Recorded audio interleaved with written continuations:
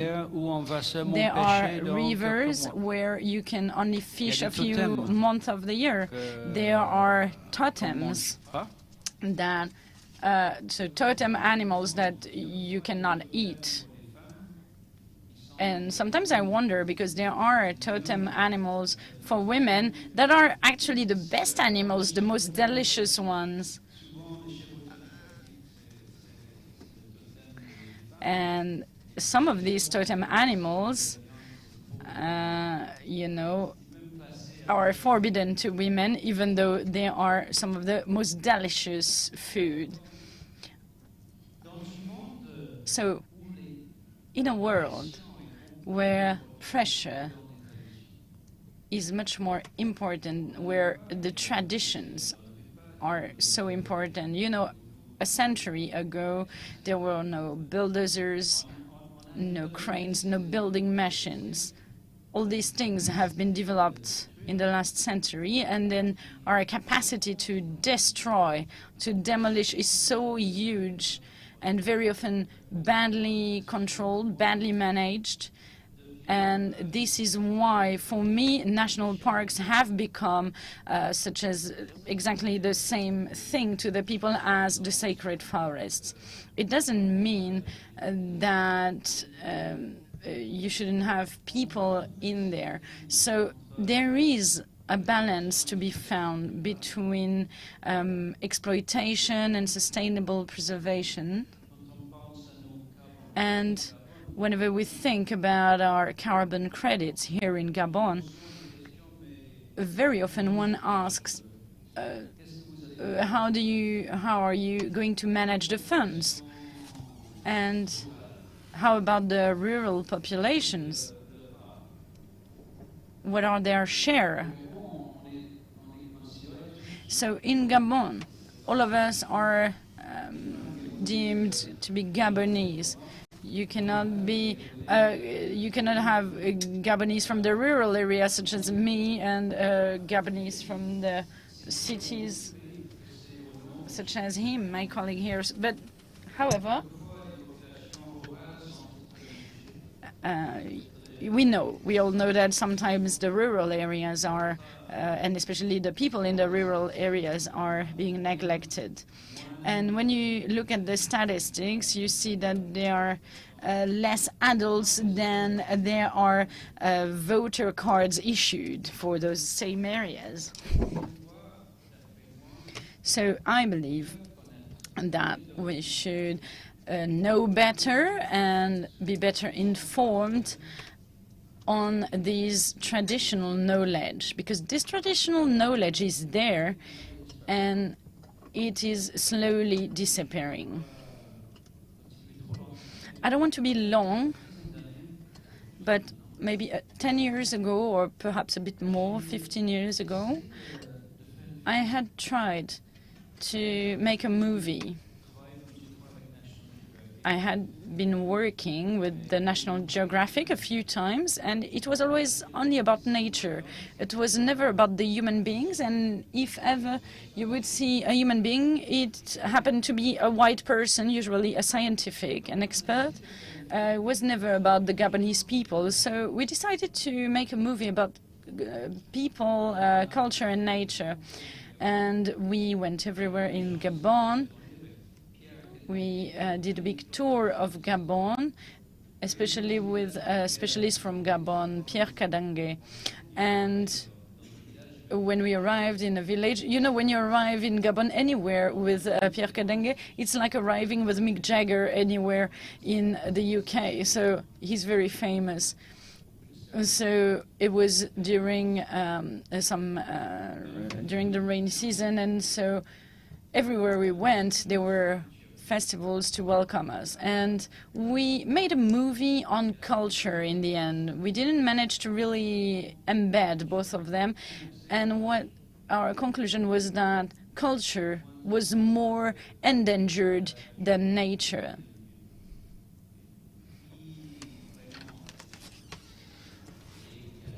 You know, there are languages that are disappearing, languages, dances, a lot of beliefs also that are disappearing. And among those beliefs, there is this nexus between the people and animals, the people and nature. So now I will get back to our topic. And I think that indeed one cannot preserve if one doesn't use all those beliefs, all this history, all this knowledge. You know, we have 60 ethnic groups in Gabon, and each of these groups has their own beliefs, their own knowledge about medical plants or therapeutic plants. And very often in Gabon, you may have any animals that would transform into a panther. And I'm sometimes accused of having transformed into an elephant and having destroyed a whole area.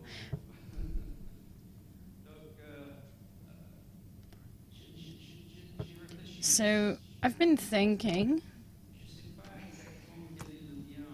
and I don't know exactly what's the nexus between preservation and natural and cultural heritage and the beliefs, but surely there is a nexus somehow. And I believe this very session is a good opportunity to discuss this and see what our elders can tell us about the good management of such things.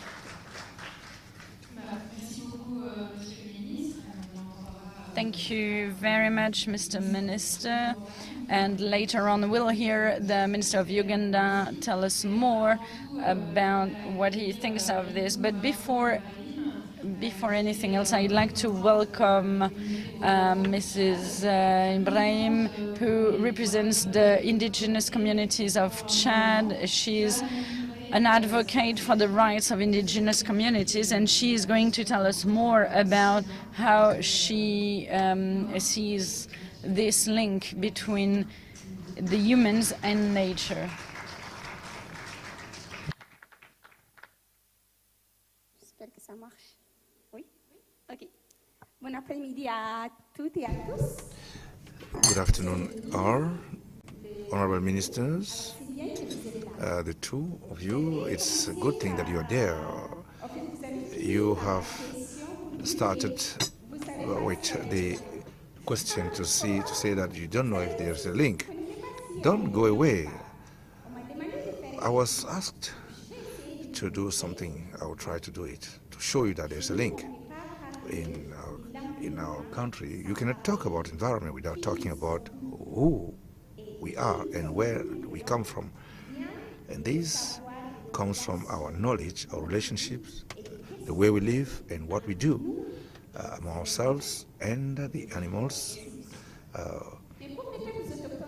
But for the indigenous people of the world, we're living with all these species, animals or vegetables. We don't have choice between an elephant or a gorilla or a monkey or an insect.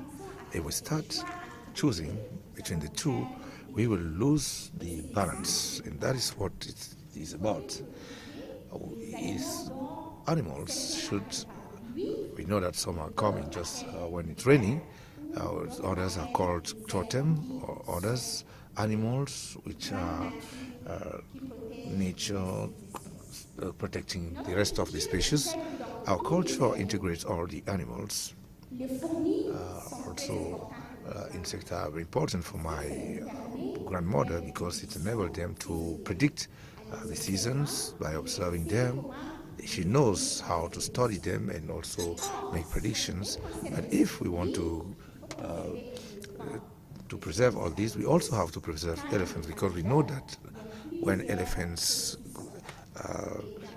go to toilets, there are many things that also come. Animals can have their share, the birds can have their share, and so on and so forth. So we have to understand, if we want to protect nature, we have to take into account all the ecosystems and all the species of this ecosystem. We have the big animals of the tropical forest, in savannah. I was happy, I was delighted to be in the morning during the presentation in the panel where they mentioned the different species like elephants of tropical forest, but also elephants of savannah, how they are intertwined to do regeneration. But for indigenous people, it comes from our knowledge, traditional knowledge, and that is what we call living in harmony between animals and men. I would not say nature because we are all of us sole species of the nature. We think we are wise, we are more intelligent than lions and all and so on and so forth, but we are not the most intelligent because we have destructed our home, the environment, and now we are still continuing destroying it. If we think we are intelligent, we have to protect all of this. But how can we do that? First of all, the Honorable Minister, I want to talk to you. Each country, each nation should put the indigenous people at the heart of the strategy for protection of biodiversity. We had an agreement in Akome. We have 28 references of indigenous people, but you have to translate them at the national level for its implementation. And by doing this, indigenous people should be able to be stakeholders that will direct the strategy. Otherwise, it will not work. And how can they be actors or stakeholders? It's throughout culture that we are disseminating, throughout the knowledge. That is how we can protect the environment.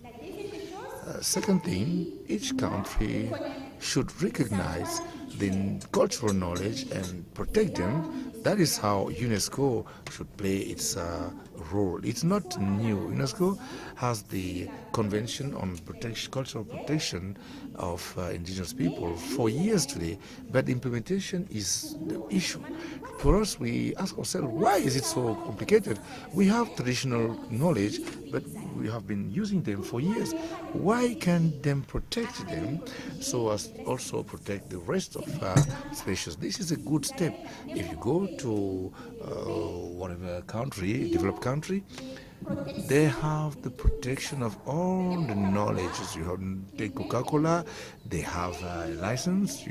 Everybody has a license. But in our countries, we have the cultural heritage, what we have been using for years, for thousands. We have been transmitting them from generation to generation. We know that it works, but we don't call them knowledge, or I don't know, superpowers, but we call them medicine knowledge. If somebody goes to hospital and he's not well treated, he will go back to his grandmother who will treat him. Why? If we don't recognize them, our countries should recognize this knowledge and those powers to protect the species that give us this knowledge and powers. Third thing, we have the tools. We are not going to say that we will create tools. We have a tool which I started using in Gabon in 2006. I was in the remote areas of Gabon at the border with Cameroon, where I made the mapping, participating in 3 dimensions, and there I fell in love with that cartography. I will always remember what I said during an interview. I said, if I have the power, I will do the mapping for Africa.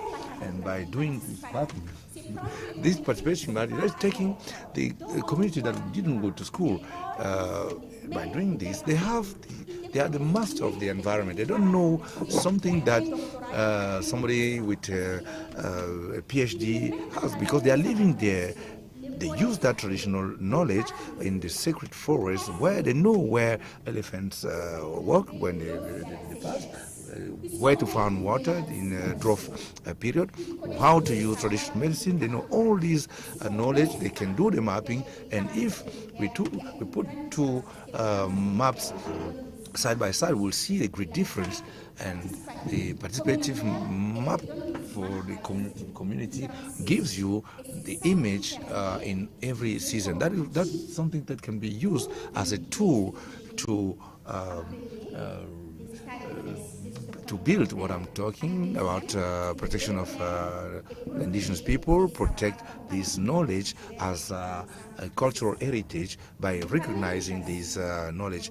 The next panel will talk in detail about all this, but is the ministers, the countries, are they ready to do that big step for recognizing at the national level so that the others can also follow? Don't say that it's new. We have the Paris Agreement, we have all these agreements that recognize the traditional knowledge. It's now all about to recognize it, to protect them and reinforce them, because many species don't need us. We are the ones who need nature to survive. So to survive, you have to help us. Thank you.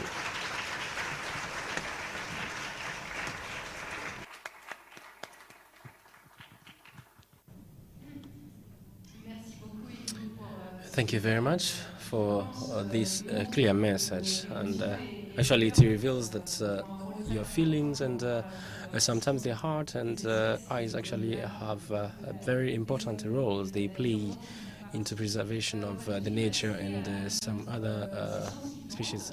Actually, I'm going to dive deep into the next session, and I would like to give the floor to the moderator. We are going to ask Mr. Minister to take a seat which is very comfortably. And I'd like to invite here the panelists of the following session. Sabrina is part of the panelists who are going to entertain us on this topic. We have Nadia Abilaidi, who is going to be online. And I'd like to call upon Mrs. Noeline Naundli Lakotorisu and Mr. Tim Curtis.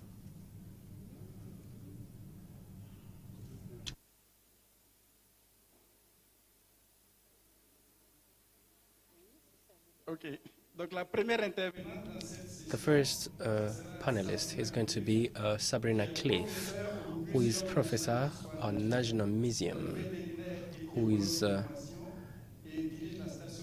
agroveterinary by training. She's leading of a chimpanzee forest in Uganda. Sabrina, you have the floor. I have the flow, I have the sound, which is very good, but I don't have the screen in order to be able to look at what is going on. Veterinarian and primatologist at the French National Museum of Natural History. Can a technician come here to help us with this IT-related issue? Actually, she cannot see the presentation on the screen. So how can we solve this?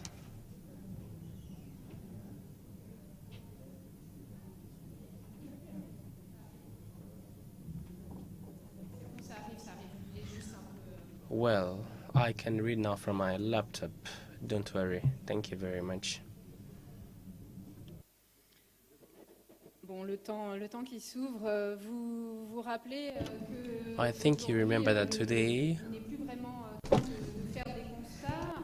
Ils ont été posés par le GIEC, par it is no longer the fact that we are now doing, anything new. We have been working on this issue. It's been a long time, and we are working on new species as well.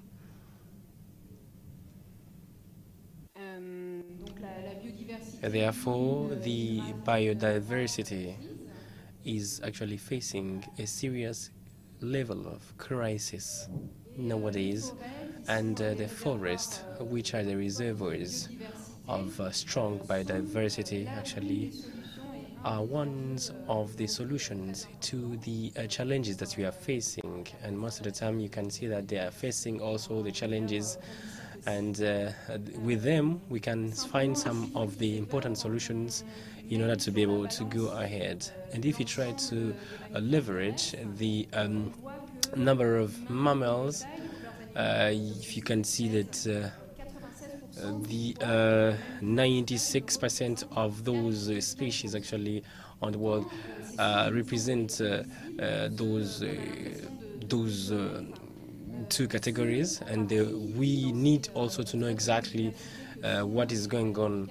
And you have to realize that tropical forests are the ones having facing some troubles, and you will realize also that some of the other species can be found in those forests. And now today we have to say that 1.6 billion of the people or human beings depends on those forests. And this is something very important. And basically, the fact that there is an intensive agricultural activities around these forests, it means that we are facing some of the degradation of these forests and some of the afforestation. That's the reason why there is need for us, ladies and gentlemen, to put together our efforts in order to be able to stop these issues. And we also need to look into these matters and see whether we can be able to go very fast, simply because we have been living in this world, all of us, we human beings and animals. As a researcher, I'm going to talk about the ecological role of these species, and I'm going to talk about those species that are just like are endangered species. And among those endangered species, actually 74% are those primates. And these species are in the tropical forest, and these threats are these tropical forests actually can be seen and can be found in the tropical basin of Congo, America, and Asia. And as you can see, if you try to see these species, you will have to realize that it is very true that for the big primates, it is a little bit very challenging, simply because for the big ones, you will have to realize that sometimes we have so many things in common, and we have to ask ourselves the reason why these endangered species are facing these problems. If you try to look at these this look from this chimpanzee, and if you try to look at how they suffer, and if you try to look at them when they are happy, you can discover it. You look at them when they are not happy, you can discover it. You can feel it yourself. So there is a reason why we need to empathize with them and try to understand exactly their feelings. Therefore, this paradigm, it is very true, simply because in one study whereby we asked some of the researchers to cite their chosen species and to use the representation of these species in some of animated books, we have found a lot of them chose actually gorillas and elephants. And actually, most of them, they don't know that these species are endangered. They are among endangered species. It is something very important, and there is a reason why we need to leverage about it, and we need to actually try to improve the knowledge through the scientists and some other instances and institutions such as UNESCO, in order to be able to teach people. Then why would we protect these chimpanzee? Of course, we are protecting the biodiversity, and we are trying to protect them as well.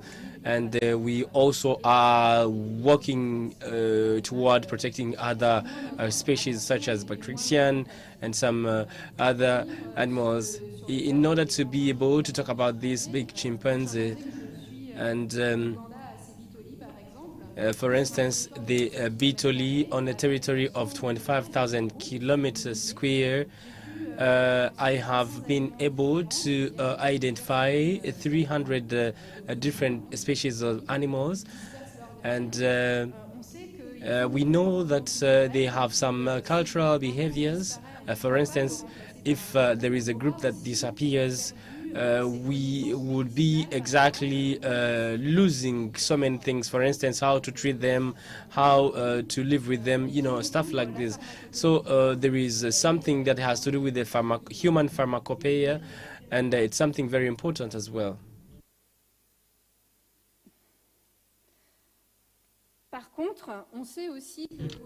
Against this backdrop, we know that nowadays we have some of the emblematic species that can interact with the human beings, and most of the time when they face with the hunters, sometimes there can be some conflict,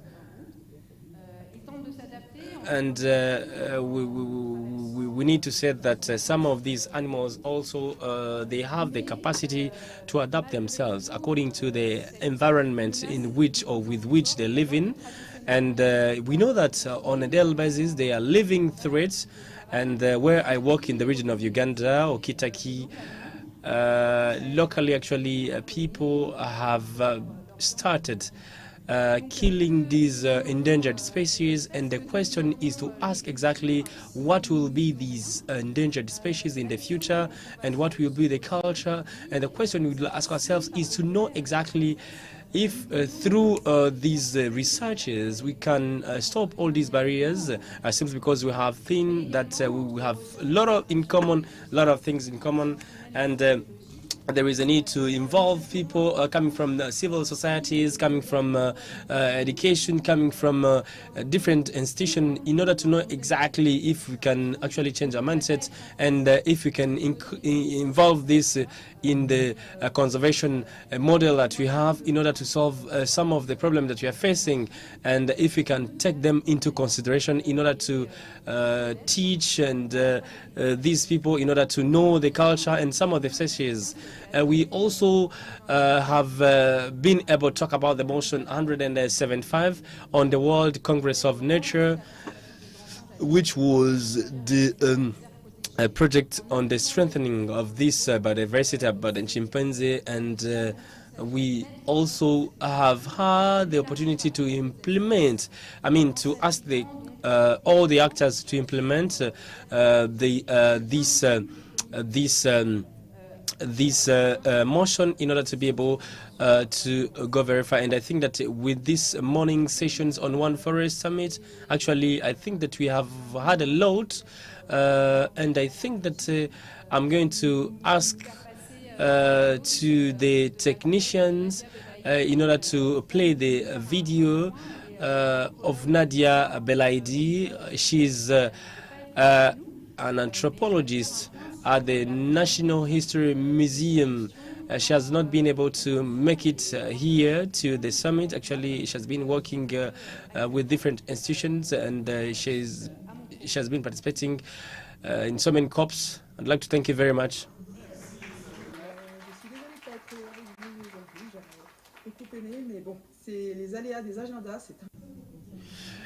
It is a little bit challenging. Thank you very much for this invitation. I'm very happy to be able to take part on this session. And we are going to look at the cultural practices as a modality of conservation. It's something that is very known, and it's not a new theme. And what actually came out of the perspective of this decade about the COP 2015 and the global framework on biodiversity, and what we are doing with the conservation, actually, we will have to say that in last year there was a signatory of this convention, and it was done in front of a lot of people coming from civil society, international multilateral organizations, and some others. And 30% of protected areas, we are trying to protect them as much as we can, simply because it's been longer than people have been facing these kind of problems. Therefore, there is a need for us to understand exactly how we can manage this. And we have also to use our traditional knowledge in order to be able to fight against this thing. On top of this, and based on what was actually in the provision of motion number 3 to protect all these protected areas, also the indigenous populations or local community members, we need to say that there is a need for them to, there is a need for us to take into consideration their contribution when it comes to use, especially the traditional knowledge when it comes to protect these protected areas.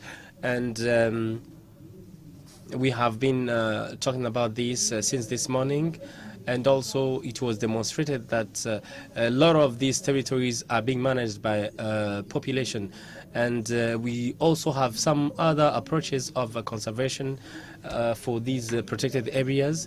And also at this juncture, Lei said that we also have to take into consideration these people, and they need to know exactly their rights. And this inscription is very important simply because it has to do with the change theory that was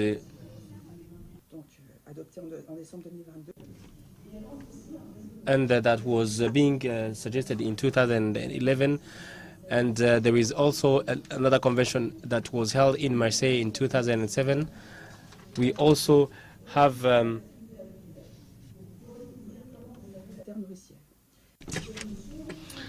this notion actually urges all the leaders of countries to actually see on how they can preserve and of course to see how they can actually work, notably in the struggle for this preservation. The participation and the collaboration of the indigenous people is very essential. But this equally tells you how cultural diversity is actually a way to fight against climate change and the extinction of biodiversity. It is observed that if we take into account these factors, notably the traditional aspect, and especially the discovery of the indigenous way of looking at things,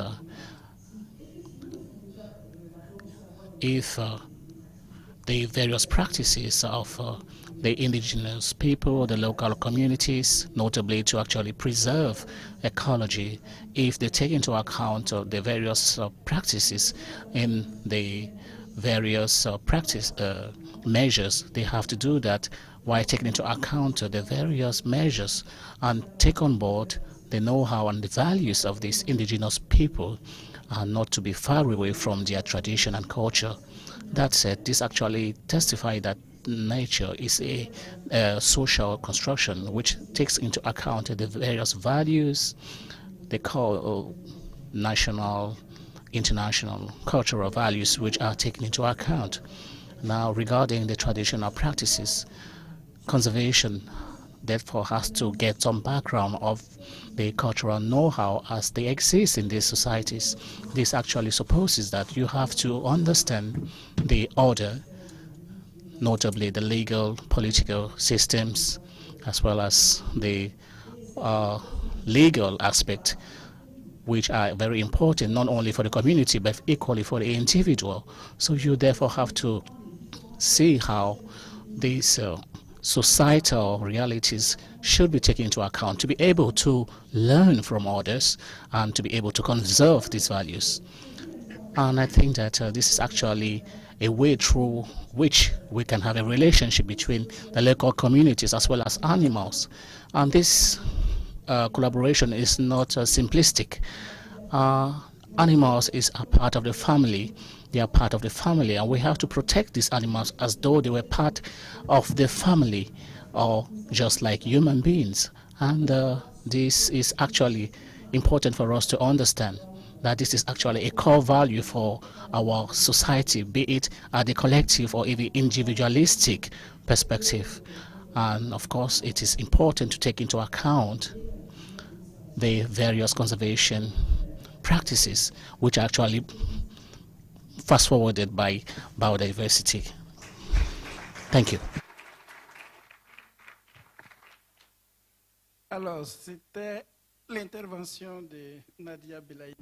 That was the intervention coming from Madame Nadia Bilaidi. That was pre-recorded. We have had some of the technical problems. However, we are going to follow our other panelists.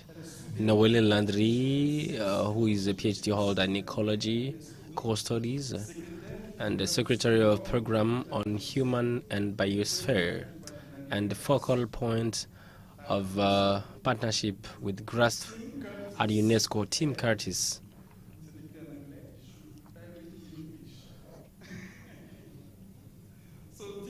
Tim Curtis, he's Au Free Convention for the Safeguarding of the Intangible Cultural Heritage and Chief of the Living Heritage Entity of UNESCO. Donc les deux vont faire une présentation complémentaire et conjointe. Je pense que concernant Noéline, le temps que je me retrouve dans mes notes.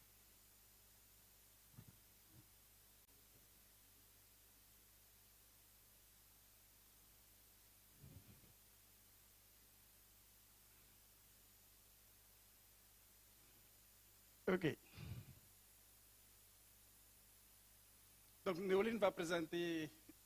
Noéline is going to make a presentation, and she's going to talk about the reserve of UNESCO, and this is going to be seen as the En lien avec les cultures locales.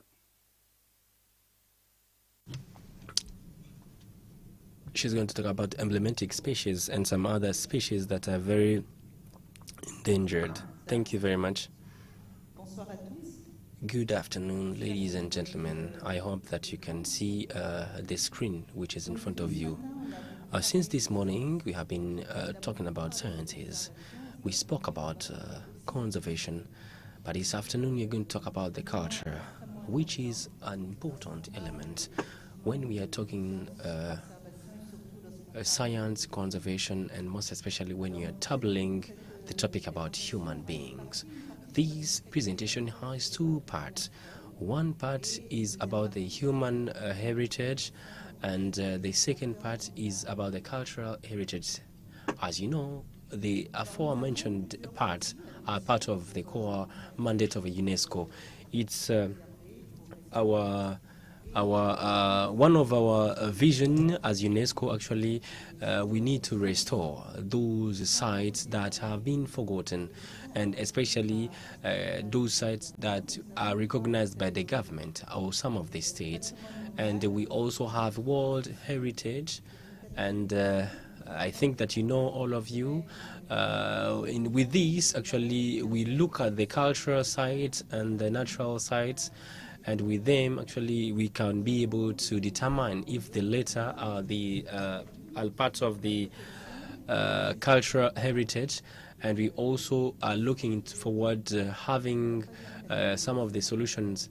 And you also have the third category, which is made of the territories, or what we call biosphere reservoirs. And we also, these three approaches actually are into a total complementarity in order to strengthen the human and animal and cultural link. As you can see, with UNESCO, we cover the entire world, and we put an emphasis on the raison d'etre of this meeting today, the tropical zones, and actually we are covering all the three basins, notably the one of Congo, the one from Amazonia, and the southwest ones from Asia. And some of the statistics globally, we have the figures in front of you for the three categories and what they represent in terms of sites, in terms of countries. And what is very important is that the big number of our sites cover more than 6% of the part of the world, and this is very important. And there is an agreement that was approved in the month of December in Montreal that has to protect 30% of the protected areas. And with UNESCO, we will be able to contribute as we can at this global objective. Therefore, these are the three categories that of those designated sites. And we have been able to identify these three categories whereby we have biosphere sites with more than 176 million of people, and these are some of the protected areas. This is at the level of the global level, and we also have some of the other biosphere reserves that we have accounted up to the level of 50%. And at the level of these three basins, we can see it in terms of surface area.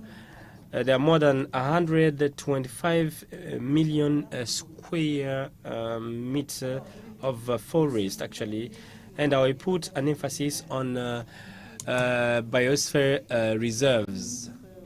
Mr. Minister Lewis said that in order to be able to conserve, there is a need to think about the development and to try to leverage between the development and the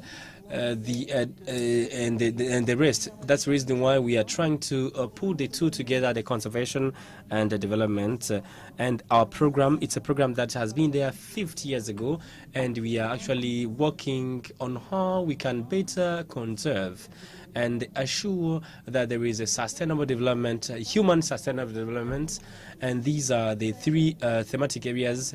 We are actually working on conservation, sustainable development, and we are also in the strengthening of the logistic support part. And these are through the research activities, follow-up, and some others, including the training as well. And we also have found that they have some particularities. And let me say that national park, it's a protected area. So, but we have.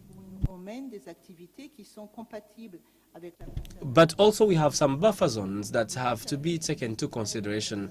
And we also have the transition area where you have all sorts of activities that are related to development. And these three zones actually are part of what we call biosphere zones, protected areas and the buffer zones. And we are trying our best to find some of the solutions that has to do with the sustainable development. Therefore, we have a lot of functions. Let me play this short video in order to show you what we do with the logistic area and the link between them. Shadrach Afouti, doctorant en ingénierie des sciences biologiques appliquées. Ma recherche doctorale porte sur la Formosia, une espèce d'arbre menacé que l'on retrouve ici à Yangambi. Depuis les années 1930, Yangambi est un centre important pour l'étude de l'agriculture et de la foresterie tropicale. Actuellement, cette réserve de biosphère de 235 000 hectares permet aux chercheurs congolais et internationaux de mieux comprendre le fonctionnement des forêts du bassin du Congo et leur contribution à la lutte contre le changement climatique. Yangambi est également un exemple de comment les forêts gérées durablement peuvent devenir un moteur de développement local. Les activités de recherche, de restauration et de conservation créent des emplois verts et améliorent les conditions de vie des communautés vivant autour de la réserve. C'est pourquoi je suis fier de partager notre travail en vue de promouvoir un avenir plus durable. Un deuxième exemple de ce que nous faisons dans les Another example of what we do in the biosphere is, and we talked about it this morning, is to actually ensure the monitoring of the environment of the great apes in the biosphere area. And in these reserves, we have 22 sites now that are taken on board in this project. We have a lot of African sites. We have other sites in Malaysia, where, of course, where we have orangutans. Within the purview of this program, notably concerning the environment of the great apes and the drones, this is actually within the purview of the GRAPS project, where UNEP and the UNESCO is actually ensuring a partnership. And it is in this regard that we are working within the purview of this great ape project. What we do is that we ensure the monitoring of the ecosystem, and we do that in a way that will take on board the activities as well as the socio-economic impact. Because as I mentioned, in the biospheres, the humans and societies are a top priority. So this is actually very important, noted at the sociological level, but equally ensuring interactivity between the various communities as well as the great apes. This is therefore a major project which has as aim to better determine the health of habitat, as you are well aware, is very important for human health. So I'm going to end at this level and give back the floor. Thank you.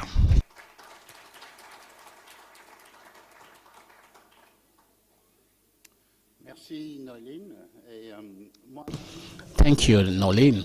With your permission, I'm going to speak in English. Time is not on our side. I'm going to switch. The 2003 Convention for the Safeguarding of Intangible Cultural Heritage. Many of you would have heard of the 1972 World Heritage Convention.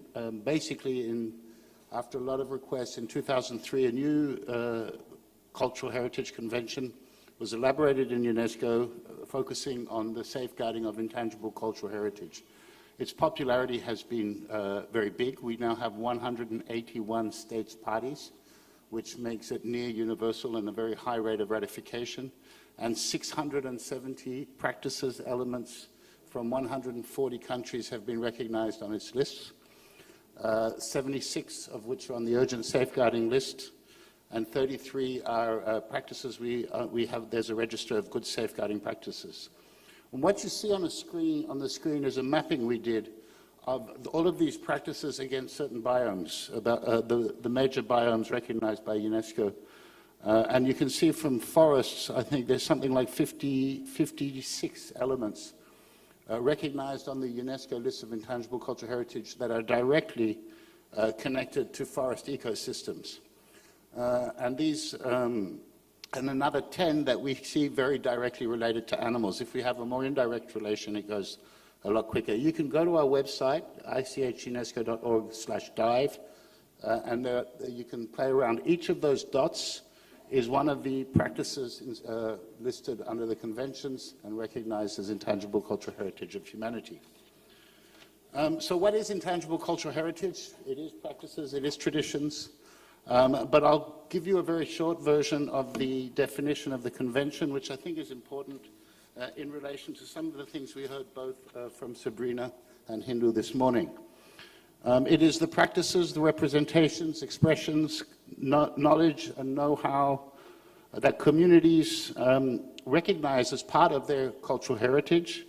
And this intangible cultural heritage is transmitted from generation to generation, constantly recreated by communities and in relation to their environment, their interaction with nature and their history, and gives them a sense of identity and continuity. And I think this becomes important in looking at this relationship between people and forests and people living in and around forests or other biosphere reserves. As I said, there are three main lists, what we call the representative list, the register of good safeguarding practices, and the urgent and the list of intangible cultural heritage in need of urgent safeguarding. The convention goes into domains, but one of those domains is knowledge and practices concerning nature and the universe. It's one of the 5 domains in which elements are submitted under the convention, and to date, of the 670, 256 of the elements recognized under the convention can be considered to be linked to the domain of knowledge and practices concerning nature and the universe. So, I'll just see how to go to the next slide. I'm not sure how.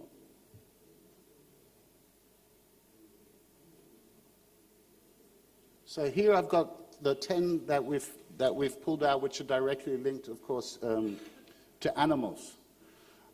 Most of these you can see are actually domesticated animals, except for one practice which was recently inscribed, which is the bear festivals, Les Fêtes de l'Ours, of France and Andorra, which was recognized just last November, as inscribed last December in Rabat. But most of them are actually ceremonies that celebrate intimate and intense relationships with animals, and I'll speak about one of them right now, and it's the coaxing rituals from Mongolia. It's very far from forests. It's the dry Gobi Desert environment, and these are domesticated animals, but I think it's a nice example to show this close interconnection that is part of the cultural heritage. So when camels give birth during the spring, the weather is, of course, usually very harsh and dusty, and there's a high risk that mothers lose their baby animals. And in this specific environment, these coaxing rituals, which use different gestures, melodies, chanting techniques, have been developed to encourage female camels to accept newborn calves or to adopt other newborns and give them their milk. So only a suckling mother will have milk in the springtime, and for the nomadic people who live there, camel milk is not only a source of food, of course, but a basic means also of preventing illness or used as healing diseases. So the performances of these rituals continue for several hours, morning or at twilight. Musicians perform different sounds of walking, running, and bellowing of a camel, and combining words from poems, songs, epochs, oral traditions. Sometimes, to give more effectiveness, the herdsman will use dead calf's skin to cover the orphan camel with a hide so as to coax the female camel to nurture it. And this tradition has been transmitted from generation to generation, and at the same time it brings together all of the peoples of the vast Gobi Desert environment, and so creates connections between humans at the same time. A lot of young people find their future spouses during these ceremonies. But today, of course, people are driving motorbikes instead of camels. Development, pressures to go to work in the cities, as any parts of the world, and this tradition starts disappearing, and with it, as the disappearing go, this problem of camel reproduction in the Gobi Desert is becoming more and more acute. So these rituals show this incredible balance that has been going on for centuries. And there are others. I mean, there are many rituals, but of course, for the moment, what we have on the list is a focus on domesticated animals, a lot of horse-related traditions, a lot of camel-related traditions, also with dogs.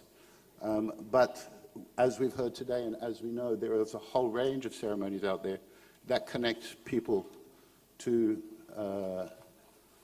umbrella, emblematic species and other species that exist in the environment around them. I'll give you one more example before finishing. Out of the 56 forest-related elements we have inscribed, sorry. And this is from Eastern Africa. This is the, sorry, just 1 minute. The traditions and practices associated with the kayas in the sacred forests of Mijikenda, and this was inscribed in 2009 on the UNESCO list of intangible cultural heritage of humanity, but it is also a designated World Heritage Site. And the kaya forests are revered as repositories of spiritual beliefs of the Mijikenda people, and of course seen as the sacred abode of their ancestors. So the forests around the kayas have been nurtured by the community to protect these sacred groves, and are now almost the only remains of the once extensive coastal lowland forest region. So this practice actually kept, prior to conservation efforts, this forest environment, lowland forest environment, intact through these traditional practices well before it became a UNESCO World Heritage Site or a national park and benefited from other protection, let's say state-level protection. Of course, these practices constitute the codes of ethics and governance systems. They include sources of valuable medicinal plants and a whole range of oral traditions and performing arts that are related to specific places in the forest. They also include prayers, oath-taking, burial rites, charms, naming of newly born, initiations, reconciliations, marriages, coronations, all of these practices that are integral to a particular community's life cycle.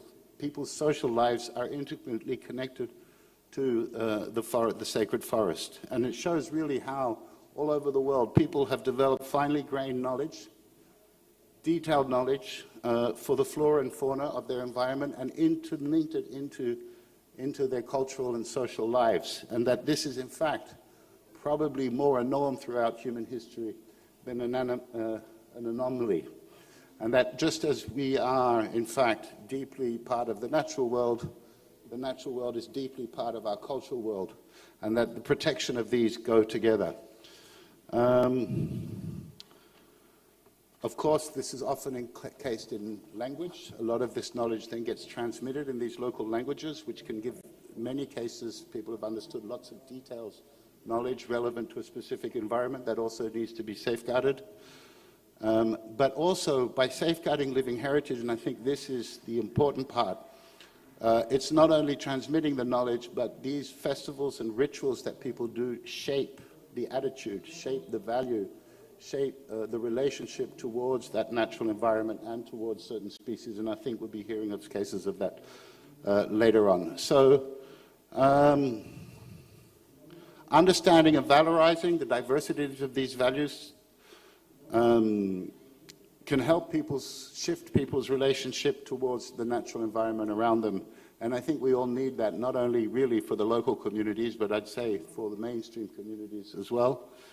And so this recognition of living heritage, this recognition, this safeguarding of intangible cultural heritage does have a very important role to play. And we're seeing it growing. I come from the world of safeguarding living heritage rather than the natural environment world. And last year, when we had our committee session with the new inscriptions, the committee and the Intergovernmental Committee and the evaluation body recognized this growing number of environmentally green, what they called it the green cycle. More and more communities around the world are interested in putting forward these practices that connect them with the natural environment. We're seeing a growth in that, and we'd like to encourage this, and we'll stand ready to work for this, particularly with forest ecosystems, the high biodiversity we heard about, and the importance of these umbrella species. So I think I'll end there, and thank you for the time, and thank you very much. Thank you, Curtis. Juste un message avant de remercier les panélistes. Just a message. If you represent a local community or a government that is interested in the protection of animals, so you can have support from the UNESCO by actually raising the convention of heritage, notably to take advantage of these various projects in your country and to actually see how this practice can be taken into account with regards to the immaterial heritage. Thank you to UNESCO, thank you, and we are going to take questions just after this. Thank you very much.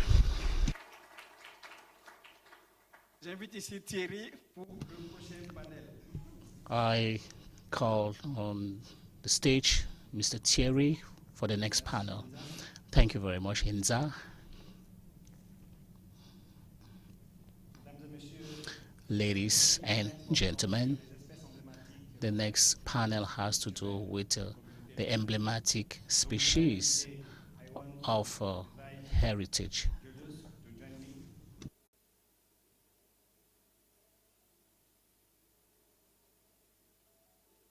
Nous aurons donc pour discuter avec nous pendant for this session. We are going to have these 4 speakers. We are going to start with Julius. Executive Director of Kichida, a community organization from Uganda, promoting integration of indigenous beliefs and practices into conservation. Julius, take the floor.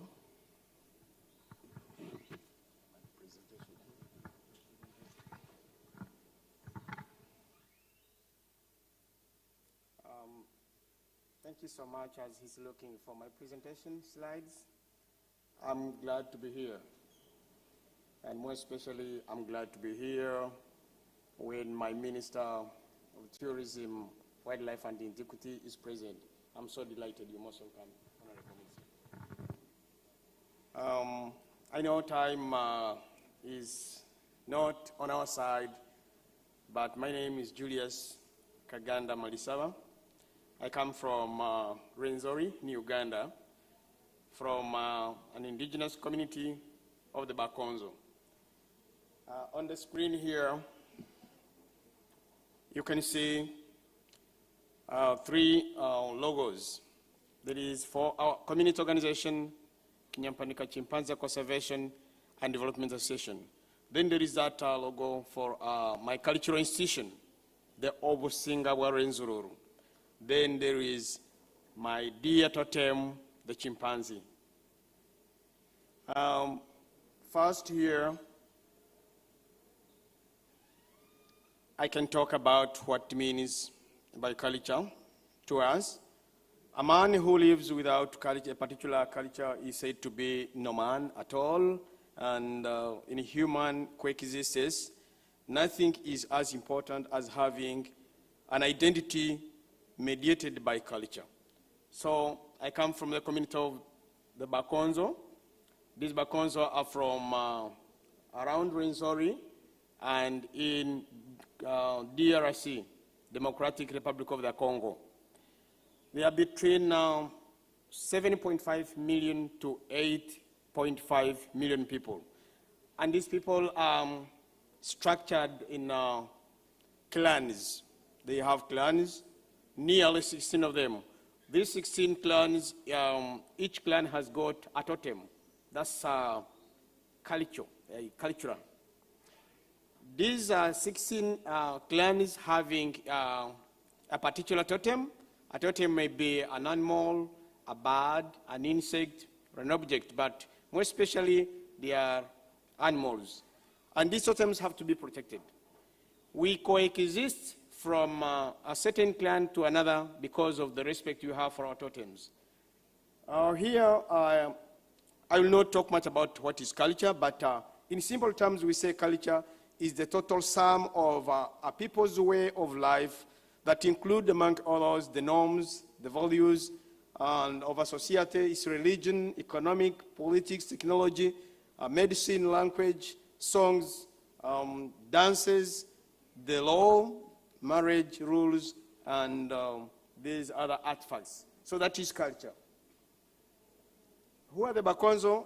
I have already mentioned that the Bakonzo live around the Rwenzori Mountains, estimated by that number. And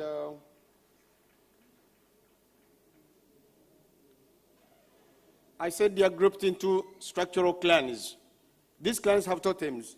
This table on the screen shows the number, some of the 16 clans of our people that have the totems. These totems, as I can mention it earlier before I read the slide, the totems live in forests.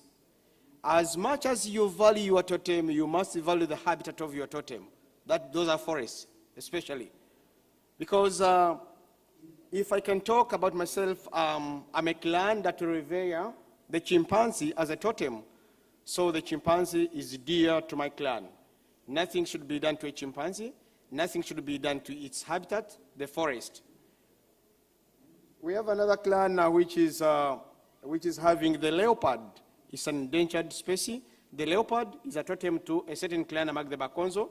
This totem has to be protected, has to be conserved for its prosperity and the betterment for coexistence between people and the animals. These are the totems I've been talking about, the elephant and the chimpanzee. These Bakonzo people have got some implications. They also have to name their children.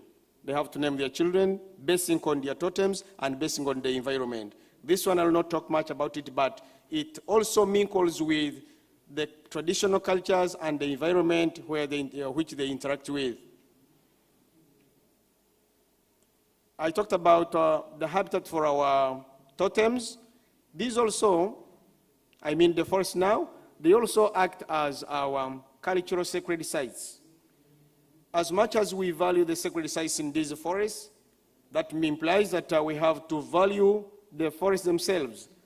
On the screen, you can see these sacred sites. There is a traditional hut where our ancestors, sometimes on intervals, on agreed intervals, they have to go and communicate to your ancestral gods on how the communities should be guided in terms of agriculture, in terms of peace, in terms of what. So these sacred sites are found majorly within the forest. So what I mean here is that the forests are very vital to the lifestyle of the Bakonzo because, one, their totems live in the forest. These forests, much of their sacred sites, the cultural sacred sites, are found in the forest. So there is a lot of great value to these forests.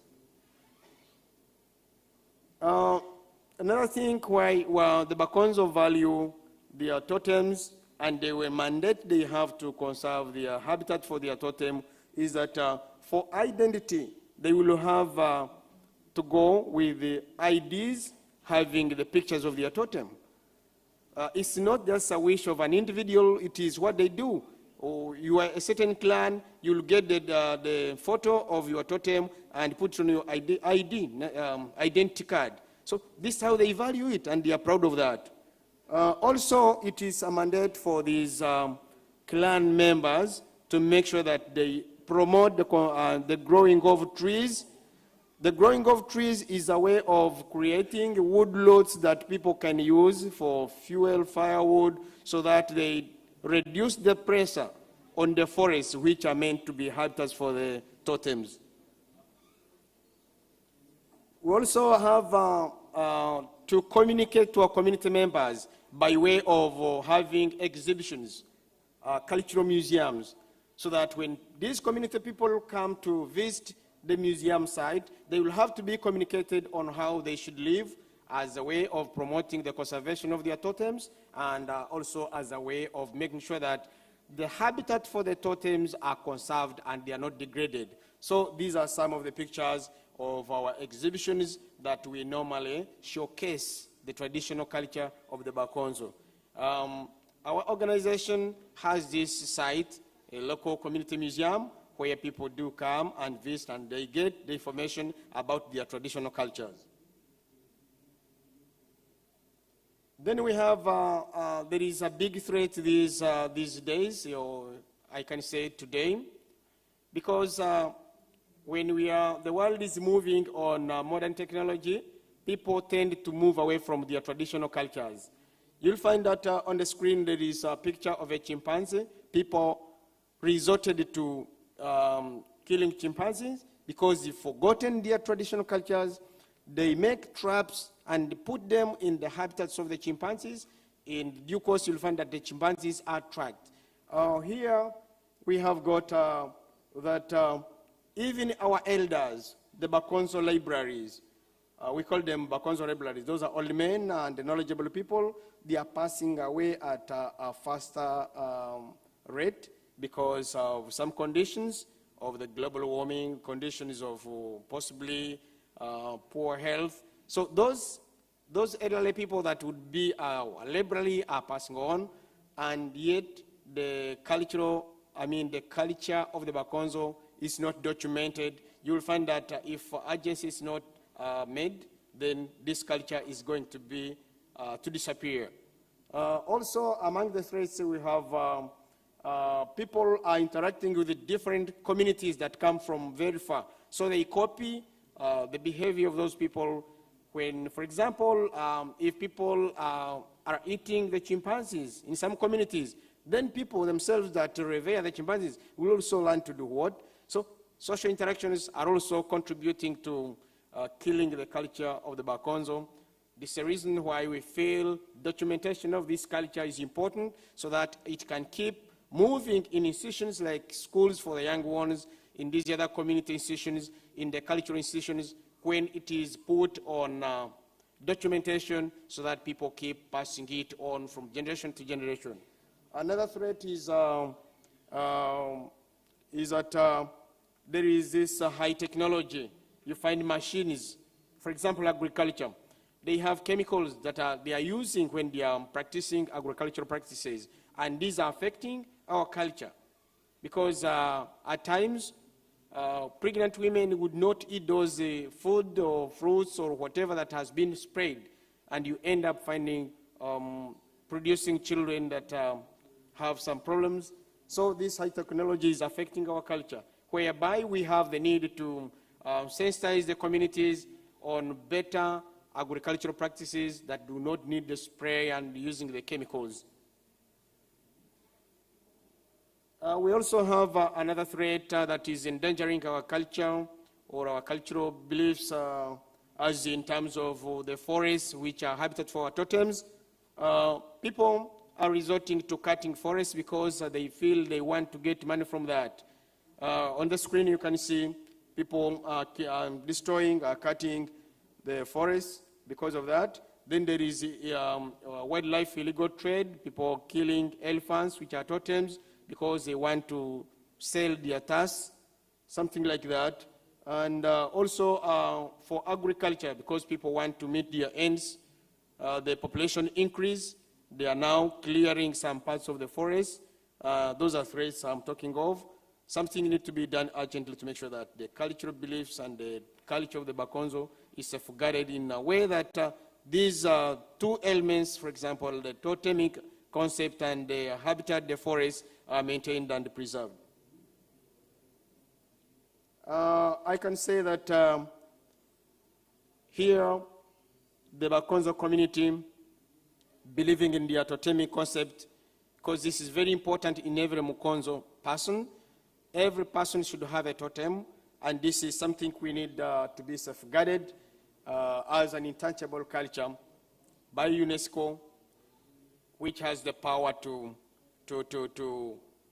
make sure that it promotes those local communities continuing with the preservation of their culture. So that is one thing. Another one is international agencies. This is where we need to come together and focus on promoting and supporting these community-based organizations that are working on traditional cultures. Then Kinyampanika Chimpanzee Conservation and Development Association, which I head, executive director, has enlightened at least a wide range of communities trying to come back to what they were believing in as their traditional cultures. We feel like we need to reclaim and retain and promote and protect the beautiful, unique, traditional culture of the Bakonzo, so that the biodiversity is well covered or protected. The community people, they live, we call it coexistence between humans and the environment. We have that kind of mandate to sensitize communities. Then, lastly, we feel like our museum site can work as an epic center to make sure that at a certain interval, people should be coming to conduct some ceremonies, like celebrating the Chimpanzee Day, Chimpanzee World Day. If it comes to time for that, then people will come at the museum site and they'll get a lot of information, encouraging and inculcating the knowledge of the traditional beliefs into the young ones. Otherwise, I thank you so much. I'm delighted to be here. Thank you so much.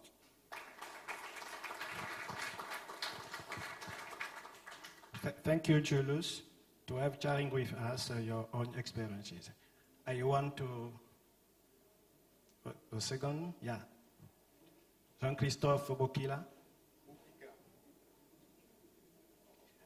Jean-Christophe est juriste de formation, président d'une ONG en RDC. Jean-Christophe is a legal mind, and he works at TRC, is in charge of sustainable development in this country. He is going to talk about the bonobo. You have the floor, sir.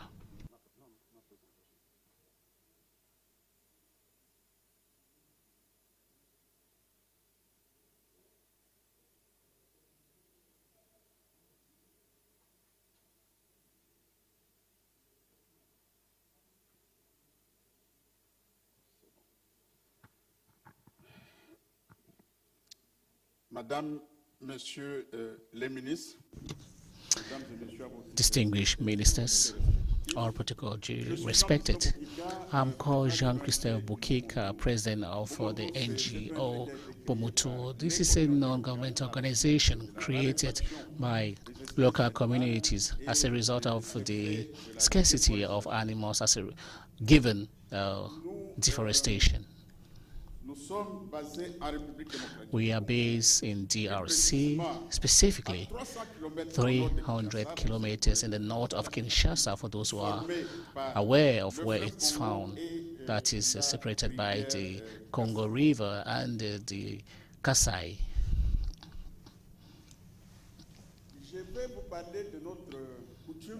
I'm going to share with you our customs, a custom that has been able to preserve the bonobo in their environment, and an environment where people thought that these bonobo were extinct.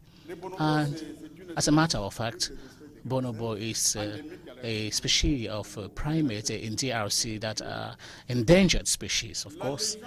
And legend have it, and we consider bonobos as human beings. Legends have it that it lived with human beings, and given that human beings were not able to keep to their promise, the bonobo decided to go to the forest, and at the time, now the bonobo decided to go to the forest, and even in the forest, we still consider the bonobo as human beings. And as proof, even when there is the destruction of banana, sugarcane, and so on and so forth, we do not kill bonobos. The violation of all this taboo, it is prohibited to kill bonobo and even to consume its meat. The violation of this taboo exposes infringers to curse like instability in marriages and all kinds of skin problems. However, we have a concern. When the NGO was created in 1997, but in 2001, when we saw that bonobo was subjected to poaching, we actually mobilized the chiefs and we actually came up with a message. We said that the poaching is as a result of the new population, new inhabitants, and these people were coming in the forest. But the concern that we had is that when we actually shared this information to the conservation task force, they said that the bonobo could not be located in a savanna area. The bonobo could only be in equatorial forest located in the northern part of our zone. Whereas, ladies and gentlemen, bonobo gets its name from the conservation site, and those researchers coming from other countries came in, and the name bonobo is derived from that. Now, that who was in charge of developing a name, instead of saying bolobo, he said bonobo. So instead of protecting the bolobo, we had to protect the bonobo. So even if there was a mistake, we have to deal with that. And the communities actually brainstorm on a sensitization campaign. And given that the conservation task force actually turned their back on us, we actually developed the bonobo forest that it will be in charge of transmitting messages through songs. And in this picture that you see right now, they were able to compose the various songs to actually pass across the messages to promote conservation. After that, we decided to take a decision, an original decision, I should say, because at the time when we were doing this awareness raising, there was no legal framework. We just had the Section 22 of the law, which actually enabled us to create community forests. And we decided to discuss with our partners, and they did not give a favorable response, especially except the PPI, who were able to provide some financing. And we actually did some kind of participatory mapping. I can tell you that in this regard, we are the pioneers, we are the trailblazers in community conservation, to the point that when the legal instruments, notably regarding the conservation of the forest, were taken, we did not have any difficulty in actually sending forward our various documents. Today we have 6 conservation sites of bonobo, and these bonobo are actually accustomed to the presence of humans, and this is actually very instrumental with the scientists. And we have been able to welcome several tourists as well as researchers.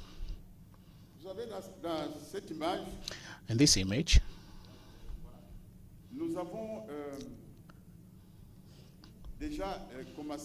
so in these pictures, I can tell you that we have already been able to orientate agriculture in the savannah. We can see that you have women who are actually planting. On the right, you have women who are actually engaged in agriculture, because we intend to promote tourism.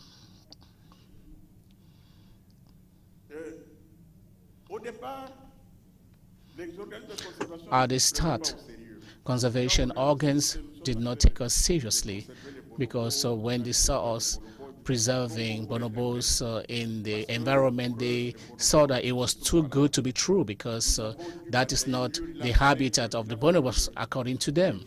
So we had to work tirelessly. So the Worldwide Fund had to confirm that information for them to take us seriously. Can you imagine that? We started with the awareness raising in 2001. It is only in 2005 when the Worldwide Fund actually confirmed that information, that we were taken seriously. And I should say that we were being chased in conferences. People were avoiding us. And since we were acknowledged, we were invited in several areas. Many students are sent to us. I'm speaking here under the stewardship of Mrs. Kaduna.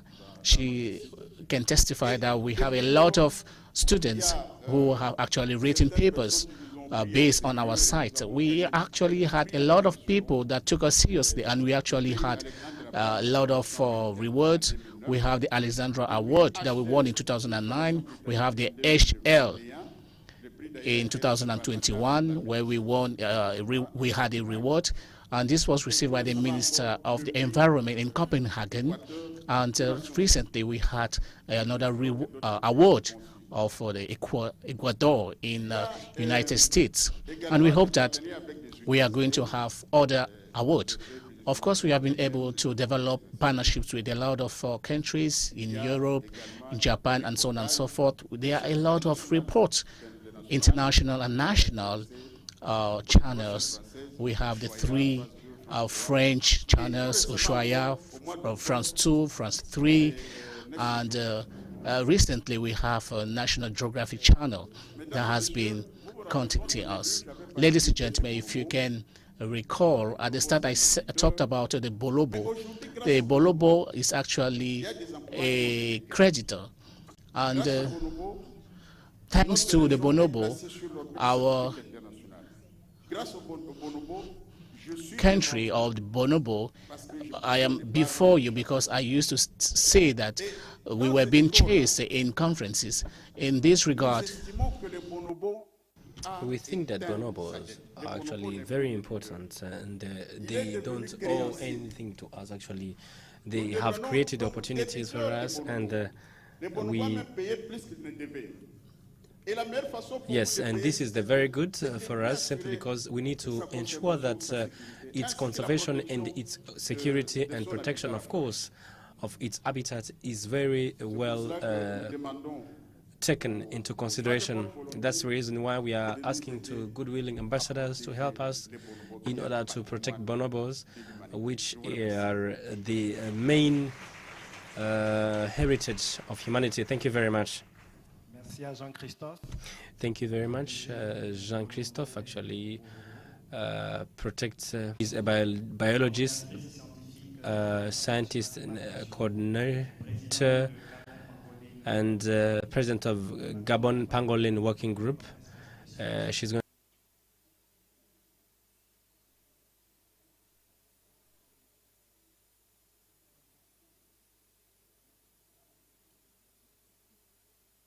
real pleasure for me to stand in front of these auspices, this assembly, in order to talk about the precious species of pangolin. Actually, in order to start, let me say that I found out some of the problems in 2015 when I was completing my studies at Franceville University, Masuku. And I have had my first employment in Cameroon within an NGO in order to work on the conservation of pangolin. And since that moment, actually, I was aware of all the problems of those animals. And since then, I decided to become the voice of these voiceless animals, actually. The pangolin can't not look well, can't not hear well, and it's a vulnerable group of animals. And one of the first enemy of the pangolin, we are us, human beings. In order to be able to protect the pangolin, to be protected, we need to sensitize people so that they change their mindset in order for this animal to have the right to live as other species in the world prevail, and to have, the equilibrium of our ecosystem as well. Since that moment, with the support coming from different partners, the specialized group of pangolin and the network of protection of pangolin protection, we have launched the Gabon Pangolin Working Group in order to launch a very special message from Gabon in order to make the pangolin known and to sensitize people actually to know exactly what is the pangolin and what are the pangolin and how to protect them instead of making them suffer. Thank you.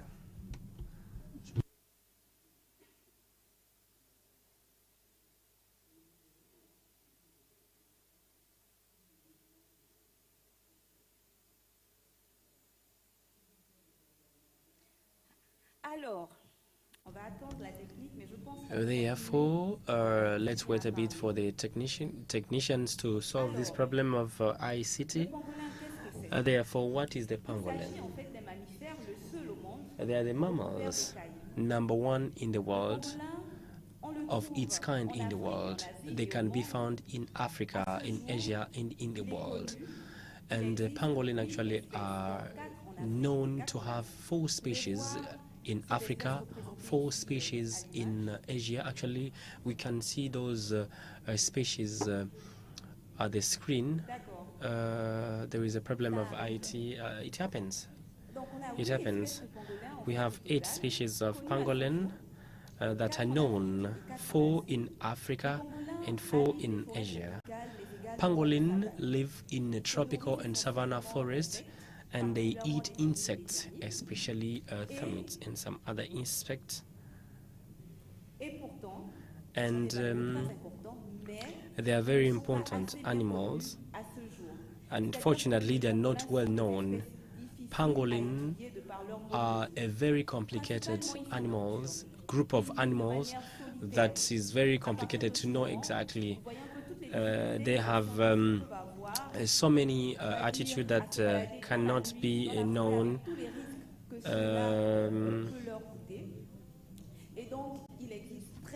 Therefore, we have few and limited studies about these 8 species of pangolin in order to sensitize people or to put in place conservation policies.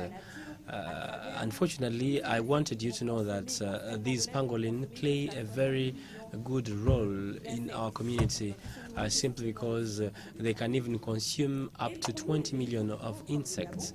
And as for us, we are in tropical zones. Actually, we need to have these animals. And pangolins are vulnerable species. Once the pangolin are very afraid, they will make sure that they hide on themselves. And they are hidden in the forest, in the nature. At this image, for instance, look at this lion which is trying to eat this pangolin. Actually, the lion actually thought the pangolin was a ball. Fortunately, it worked. Unfortunately, for human beings, this mode of hiding themselves, it renders it very easy for them to be able to be killed. Simply because once they see them, they will take the pangolin into the bag, and this is the end of the pangolin. So how to defend against these threats, these attacks? It requires people like myself, it requires people like yourselves in order to sensitize about the vulnerability of these pangolin population. I have forgotten to tell you something about this as well.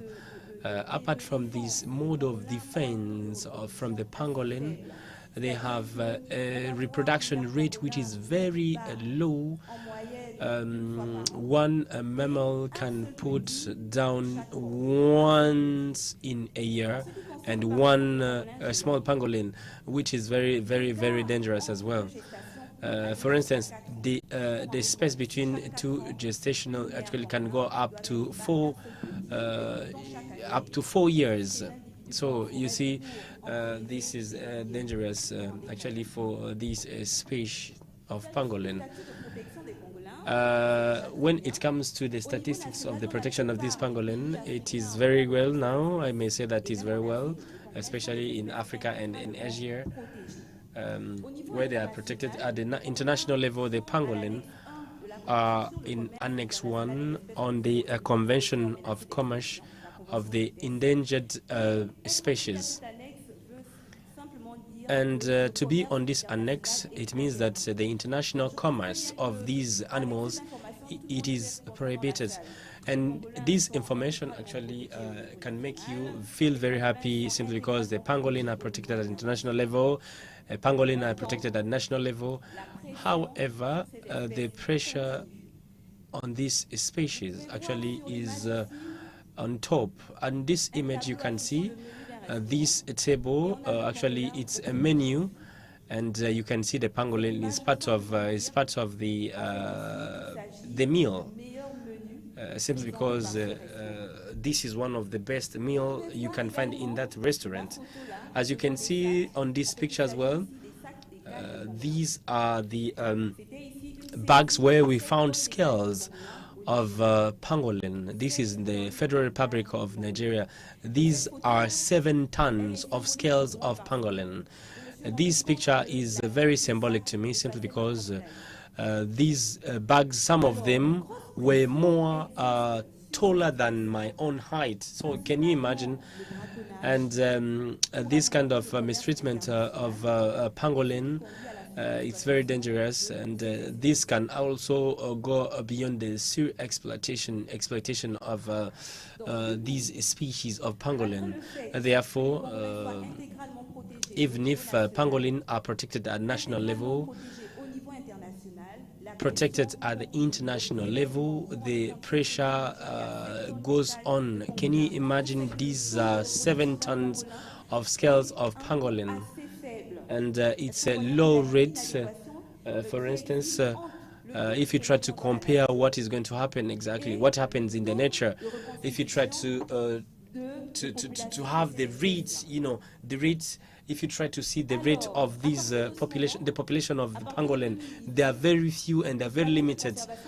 In 2019, the statute of the protection of the pangolin was revised through IUCN, and all the species of the pangolin are listed on the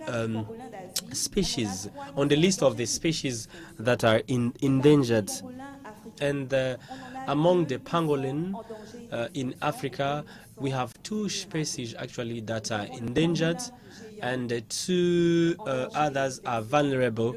The great pangolin and the white pangolin that can be easily found is endangered as well.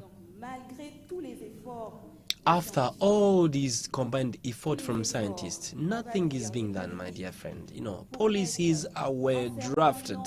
Everything was drafted, but unfortunately, no one is caring about these issues, and this is very complicated simply because we have actually this state of conservation, and we have this in our mind. We have to change our mindset, we have to change the way we do our things, and we have to find some of other solutions. And simply because the pangolin are emblematic, species, either be in Africa, either be in Asia, and they have also the importance, traditional and cultural, value, and they have the power to heal, and they have, other rituals that are related to this pangolin, notably bringing chance to the owners, So you have some of the examples. For instance, in Gabon, we have the tribe Michimba from the people of Nzebi. They consider pangolin as their totem. We have Republic United of Tanzania, where the pangolin is named Dr. Muganga, simply because each part of the pangolin is used to heal one person in a traditional medicine. And one of our national park, the pangolin is evaded, simply because the people living there,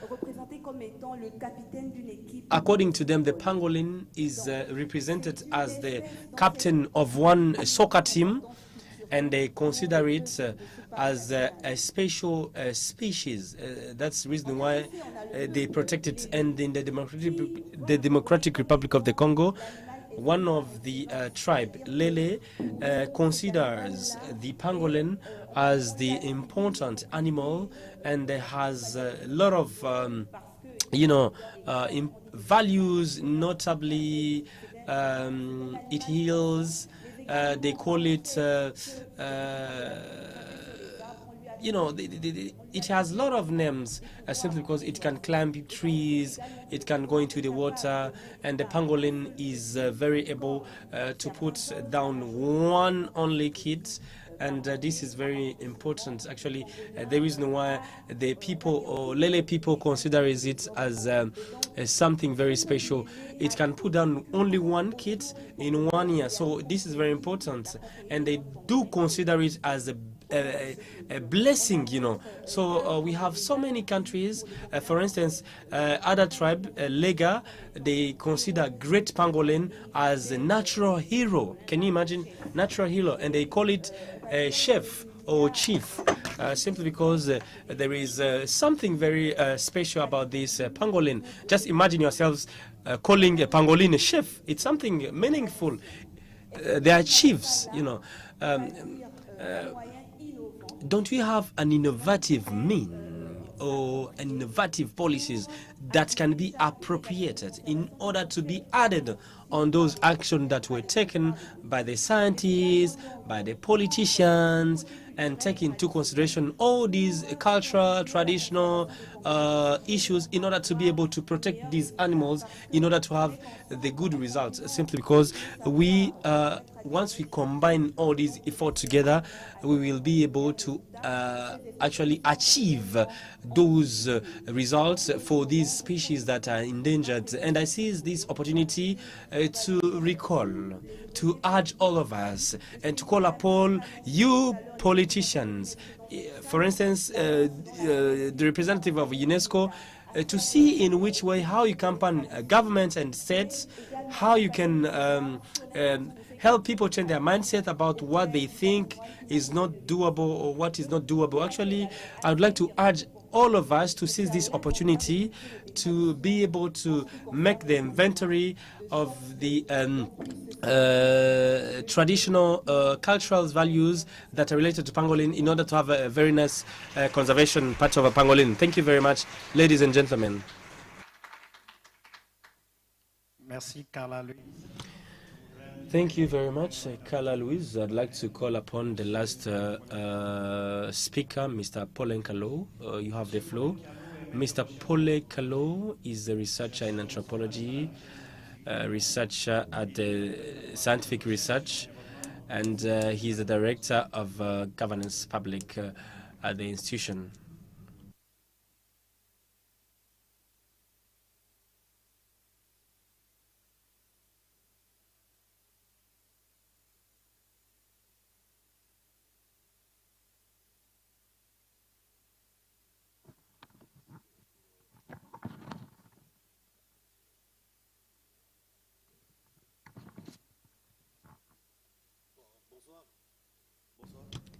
Good evening.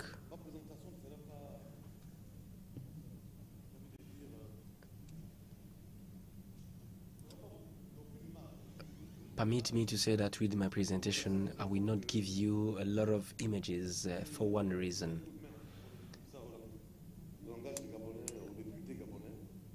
I have given a helping hand to the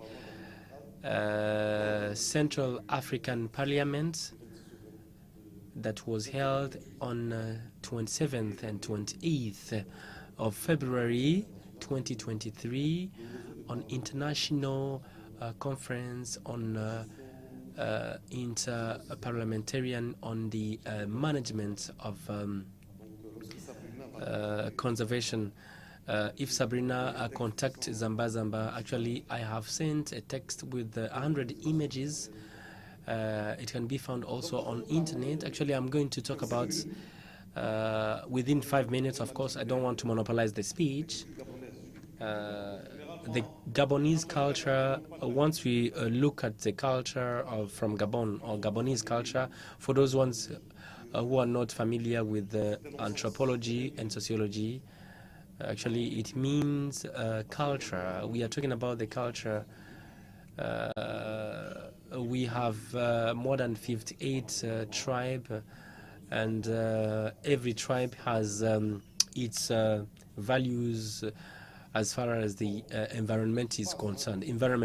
Actually, area linguistic groups, actually I will not take pleasure talking about that, simply because I know that the document is ready. This young colleague has been talking about the secret societies. Well, permit me to say that, well, in anthropology, we talk about associations instead of secret societies. Lonjembe Association, Lonkilamuti, it's an association. And in literature as well, once we want to make a link between ourselves and animals, actually, this is when we can discover exactly what's going on. If you go to the internet, you will have to realize that the surface area of the Republic of Gabon is 266,667 kilometers square. with more than 50 linguistic groups, and we have other resources actually, and we have many associations. In anthropology, we talk about the associations of integration and co-erection, social coexistence or coexistence actually. So this is how it is called in Gabon and in anthropology. For instance, once you get married to a wife, your wife has to get initiated to some of the culture of your tribe, and you need to know, she needs to know exactly her role in the society.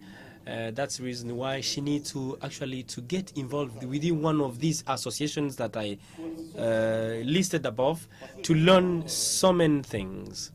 Why do we talking about this? Simply because all these associations, for instance, this man from Uganda, he spoke about a lot of things which were very important. For instance, how they can punish people, how they can put in place, so many regulations and that can be protecting the, he spoke about so many things. So, and those things were very invaluable.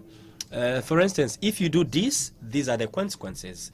If you do this, you will deserve this. So, this actually, it's very important. He's from Uganda, we are from Gabon, East Africa, Central Africa, all of us are together, So, if you eat maybe this thing, for instance, there is this kind of saying, if you eat this kind of animal, maybe your ancestor may hunt you in the night. We have what we call in our African culture, what we call myths. Those spiritual beliefs, for instance, can be found in the insults, in the exchanges between us, ourselves, and within these kind of exchanges, those animals are represented. For instance, when you talk about the snakes, yourselves, So in the insult, I published actually a book in 2013 within the culture of Gabon, and generally we put forward some of the animals in order to blame the behavior of myself, in order to blame the behavior of human being. For instance, you have the behavior of a primate, of great ape, you have the behavior of an elephant. You look like, this or that kind of animal. This can be found in that part of insult where someone can compare you to one animal. They are blaming your behavior. At the same time, they try to relate your behavior to that group of animal, So let's talk like Gabonese. Your child is trying to, is trying to behave, but you will say, no, how can you behave like an elephant? Come on, what is this nonsense? No, you see, it's an sort of, an insult, but we have to know exactly how to manage all this, because in the culture of Gabon, an elephant is a wise animal. It's a very wise animal. So we have to sometimes we try to compare our behavior to those of animals. For instance, if someone calls you like you behave like a torturer, he simply because he simply means that you are very slow. You are very slow. You cannot make it. Just imagine walking slowly like a torture. But on a positive side, it may go slowly, but arrives to so many positive results. For instance, some other birds. We can go. You will have the last text which is very elaborated very soon. I think that we will have other gatherings such as this one.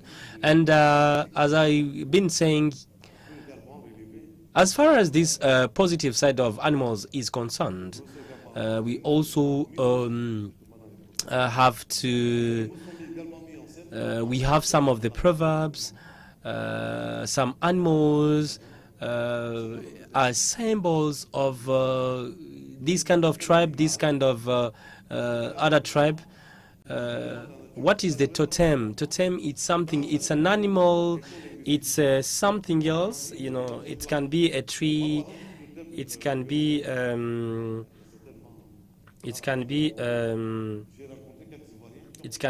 something else, for instance. Some Congolese, some other people can have this, you know, can have this ability to repeat what is being said. If you want to become a very good, you know, speaker, you may imitate the parrot. For instance, my totem is one of the parrot. The pangolin, there is a tribe in my origin, Mukara. It means parrot, Mukara, simply because what is being said about the parrot is that there was a timid lady, a shy lady, and then her children were telling her, their mom, that she was so shy as a parrot. That's the reason why the descendant from this madam, actually all of them are called Mkarapara. Can you imagine? Just because of that animal. So all of them, they are parrots. They look like parrots. So what is very interesting about this totem, actually this is where I would like to either be your fans, either be your nga. The totem allows actually you to know the link or the correspondence. If I go to one village, if someone in front of me may not understand exactly what's going on, but however, I will say that, no, I'm from this tribe whereby we trust and we believe that parrot is something very important. And we need to know exactly what to do. And if you you cross one Masango, and if you try to, if you meet, for instance, if you meet, for instance, in Nzebi people where a husband in Nzebi and the wife is in Nzebi, all of them are parrots, according to their totem. You see, this is very important.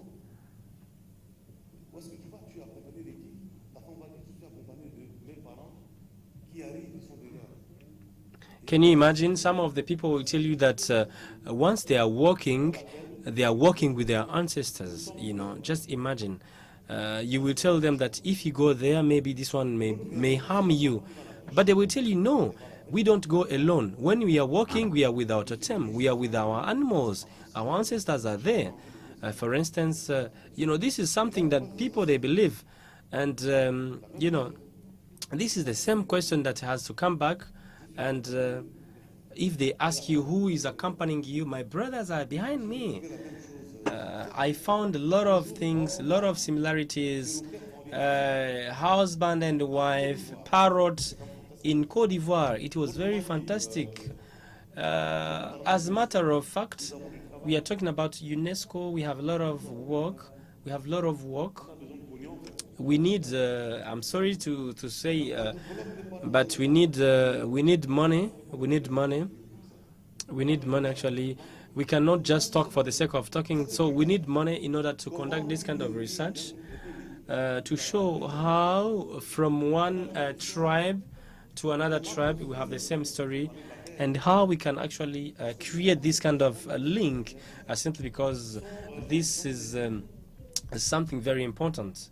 And I feel like I want to say that this is it's an important factor, simply because once we are talking about this, it is very important to let people know that there is something very special about their culture. Therefore, the animal is presented in the proverbs. We have been talking about torture, talking about the being slow, being patient, and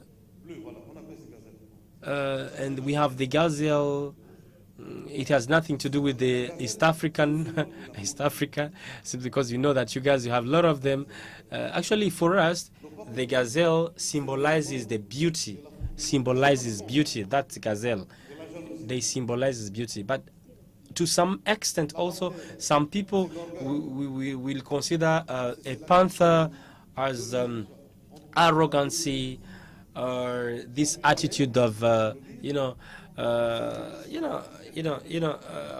actually, and the bat, you will say that with some of the people, they consider bat as a very bad and wicked wife, a wicked woman. Can you imagine? Just these are the themes, and these are the things that can be very important for us to know. And we have 4 anthroponyms, and which are the names are being given to the human beings, and these names are coming from the phone. Actually, this document, I'll have to share it. We have elephant. This name can be found at Pundu Pota. There is a lot of things, for instance, characteristics, moral characteristic related to these animals. We have the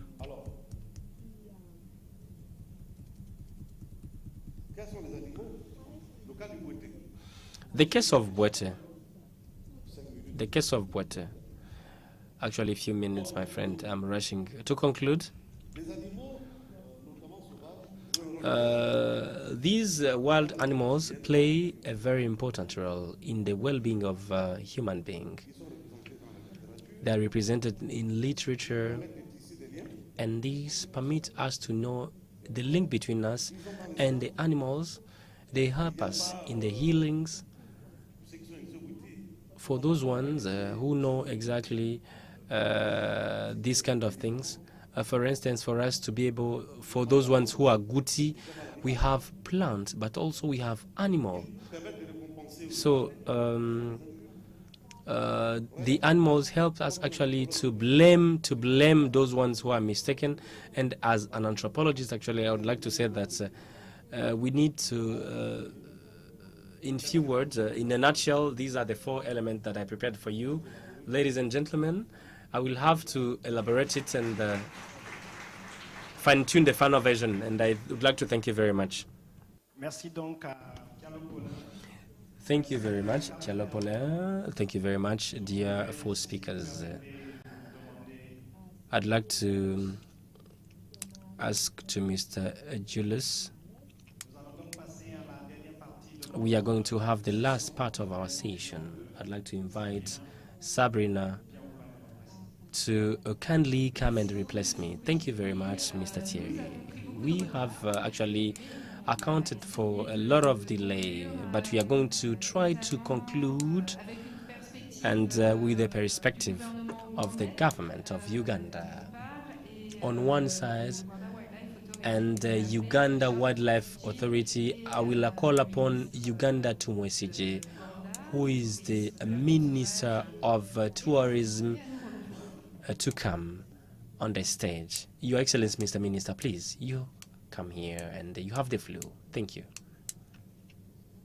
So first of all, we will have a presentation for Charles Tumwesije. You can start on the podium, who is Deputy Director of Field Operation from Uganda Wildlife Authority.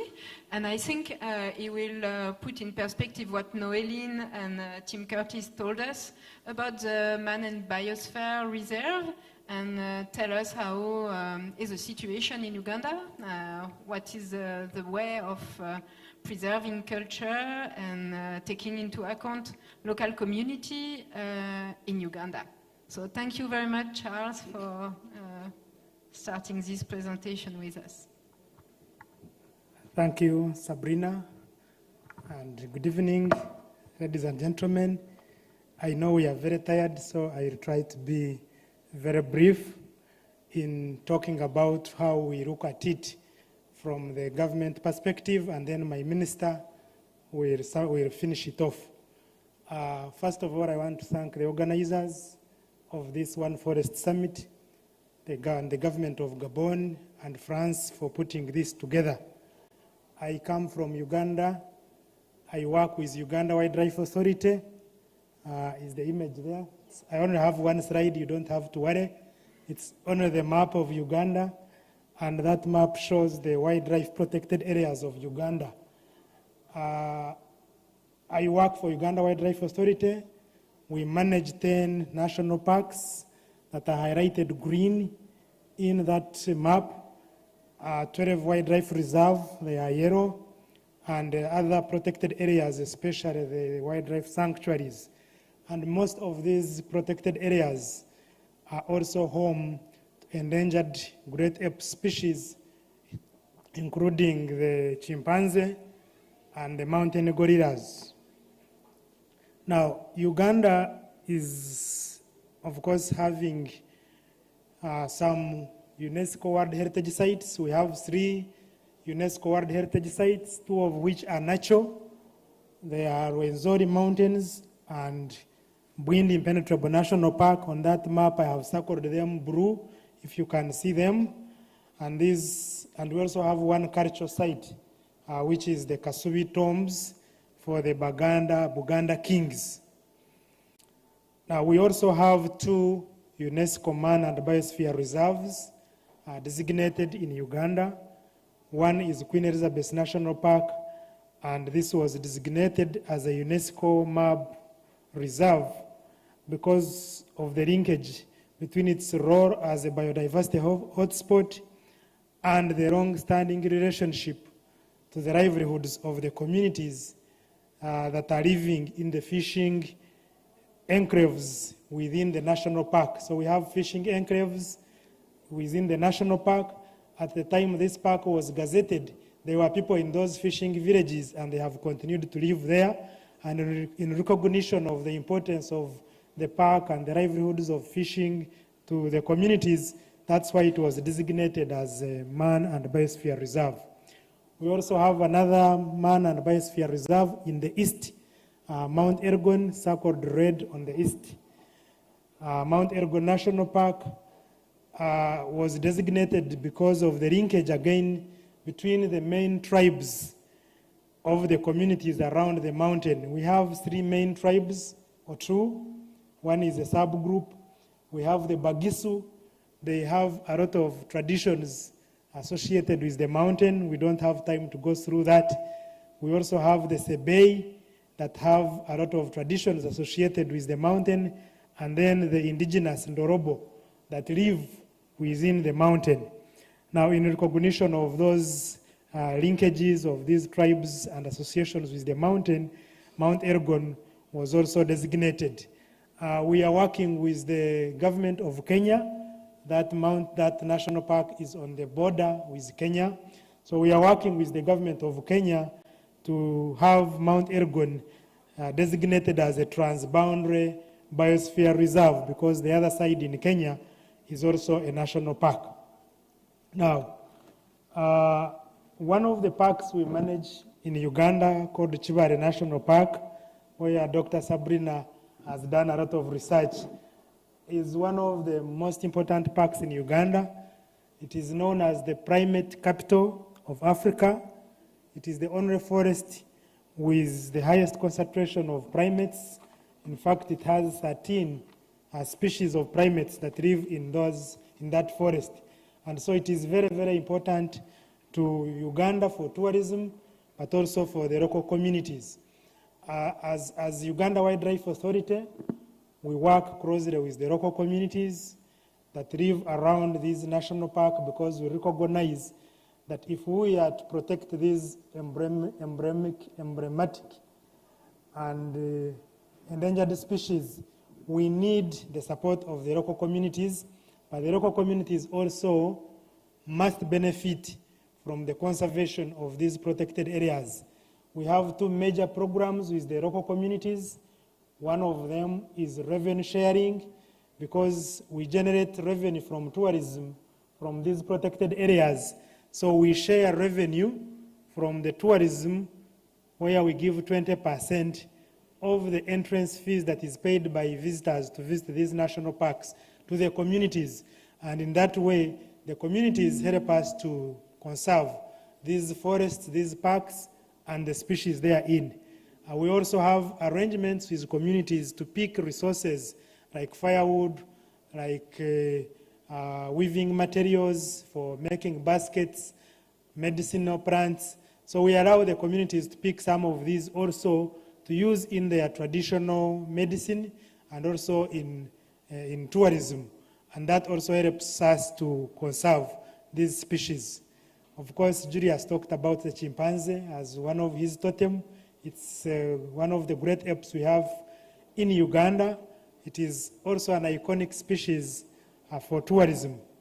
Now, in Uganda, we have found that there is a connection between cultural heritage and conservation. And as we hear from my minister, many tribes have animals as totems. Many speakers have talked about totems. And because of that totems, these tribes help us in conserving these animals. You'll find that if an animal is your totem, then you can't eat it and you cannot kill it. So that helps us also to conserve those animals. So we consider such culture as important, as it increases the visibility of the species, especially these key endangered and emblematic species like the chimpanzees. And because of this, many communities like the Bakonzo, where Julius comes from, have protected species like chimpanzees since time immemorial.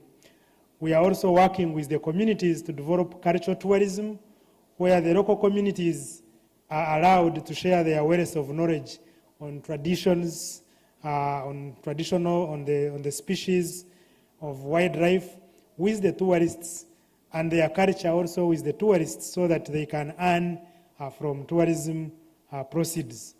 And as I conclude, I need to mention that there are ongoing consultations by UNESCO to support Uganda Wildlife Authority and the communities around some of the protected areas to be listed as the man and biosphere reserves. And I think Kibale National Park is one of them. So we'll be working with UNESCO to see that these initiatives are finalized and more protected areas are listed as man and biosphere reserves. So I thank you, but I need to mention that we really recognize that culture is very, very important for conservation. I thank you.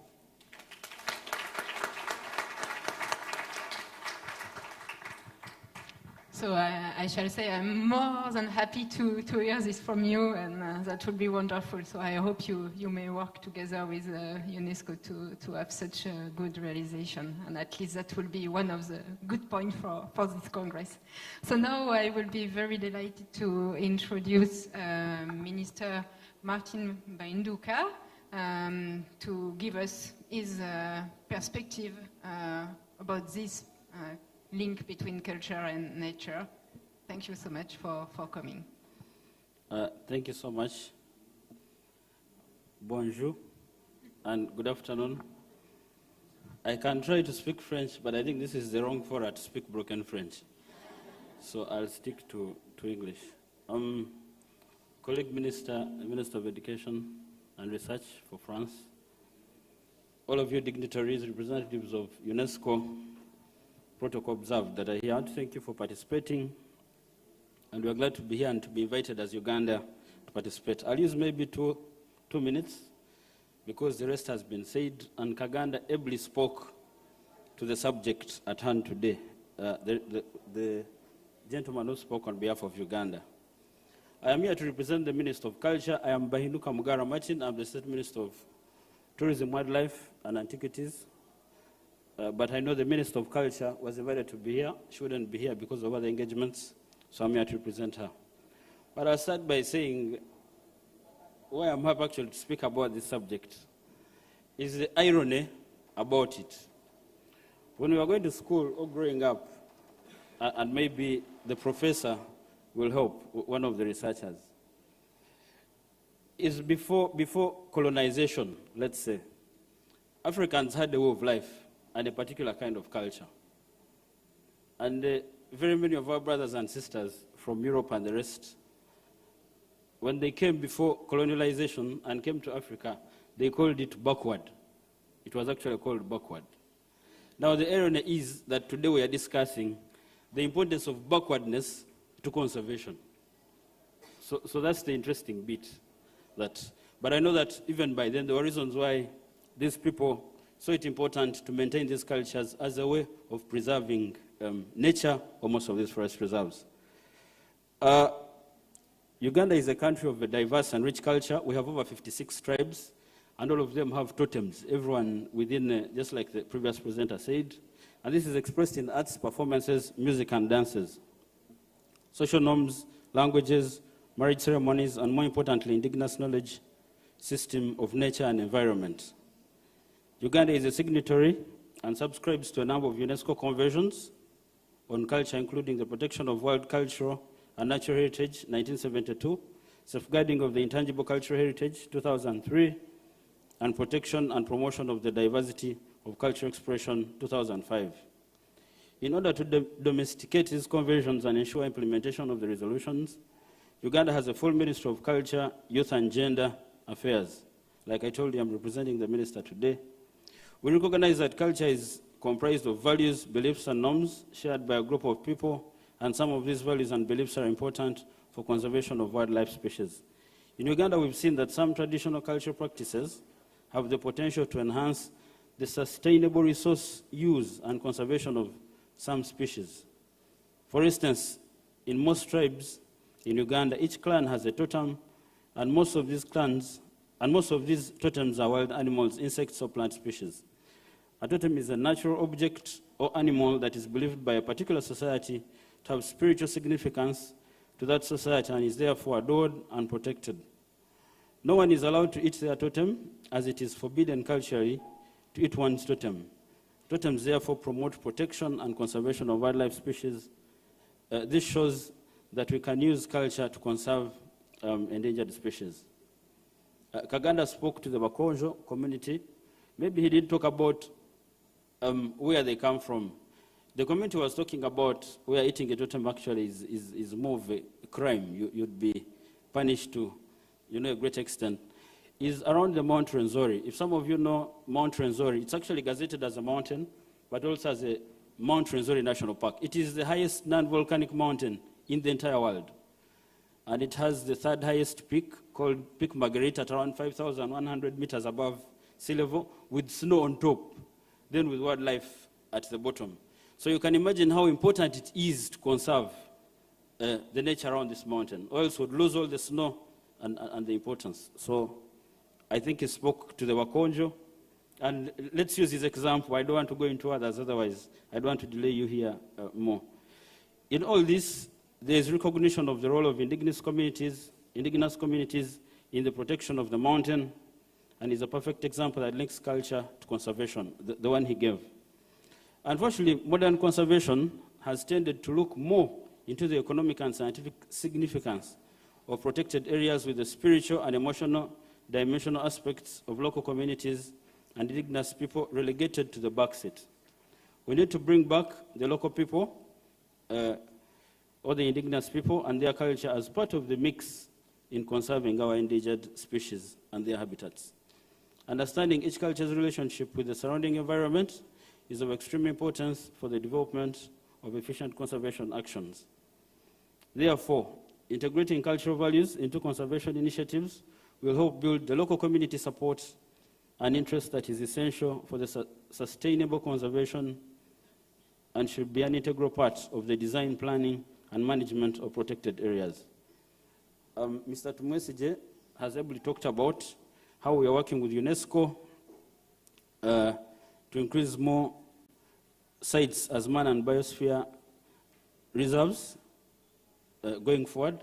And I think you are happy to hear Chivale, where you're working.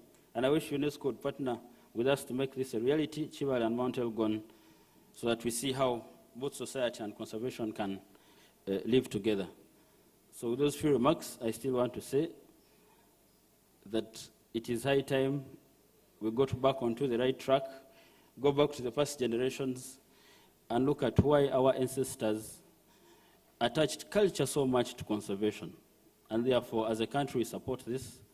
And I think you cannot talk conservation without involving the community. It's very difficult or impossible to achieve. So the best way forward is, let's, of course, the easiest way is still to go through culture. So with those, I thought would say that. And as Uganda, we are supportive. We are doing this. And the countries that ask for support, please support so that they can make this a reality. Thank you so much.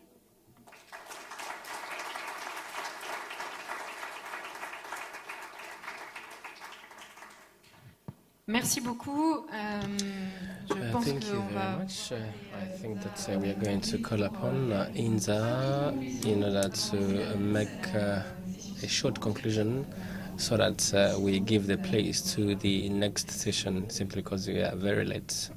Thank you, Mr. Inza, for helping us in doing that. Thank you very much, Mrs. Sabrina. We are at the closing part of this panel that has to do with the endangered species, emblematic ones, and their link between the natural heritage. It is a panel that was very rich, that benefited each and all of us, especially with the expertise of Minister Lee White. And what we have retained is that the culture is also threatened as it is being done to the nature. We cannot preserve the species without actually preserving the culture and local culture. It was also the turn of Obaro Ibrahim, who said that we cannot talk about environment without knowing our history. Actually, a human being lives with plants and animals, and each of the three has their own role, and they are very interdependable. We need to live in harmony with the rest of other people in this world, and some of the very good resolutions were taken into consideration, and it's now the time for us to go and implement these resolutions in order to be able to go very far. And we need to put in place the participatory mapping, and this will be under the auspices of the government and the state or UNESCO. We also had three panelists. The first one spoke about the endangered and emblematic species and the indivisible link between these animals.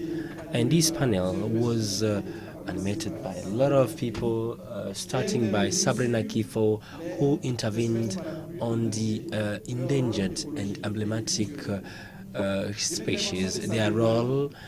And in her Sabrina, we know that the crisis of biodiversity confirms the emergency of our effort, and this will help us to have the tangible results. We need to sympathize with the great apes and of course with the human being at the same time, and with the human societies. At the same time, we also need to say that those people who cannot tolerate these great apes, actually they will never know exactly that these species are endangered. We also have to understand the ecological role of these great apes, and For instance, she reveals that the group of primates can actually help us to understand exactly the human being, a human society, and to know exactly the virtual medicinal plant. The intervention of Sabrina was actually complemented by the one of Diabil, who said that the knowledge of cultural knowledge is very important. And this is the case, and this is the case for the global biodiversity, and this was one of the themes on the last Global Biodiversity Forum. On the same panel, we have had also the chance to have other panelists. First was Noeline, who demonstrated that UNESCO has 3 categories of sites, covering more than 6% of the total area, surface area of the world. And one of them being the biosphere, which can help us to better develop actually our nature. And there is a part of logistics, and there is also the part of the emblematic and endangered species, as it was the case for the great apes. The partnership for the follow-up of the great apes is of invaluable importance. The second intervention was made by UNESCO on the Convention of the Preservation of Intangible Heritage of Human. This was made by Tim Curtis. And what we retained about this is that there are some of the practices that are transmitted from generation to generations, and some of them are threatened simply because some of the species that are associated to this character or to this culture are endangered. Therefore, there is a need to put in place this kind of thinking in order to help actually us, especially by respecting the indigenous populations. The second panel that we have had this afternoon, can we be very fast? Actually, the second panelist actually try to help us with knowing the indigenous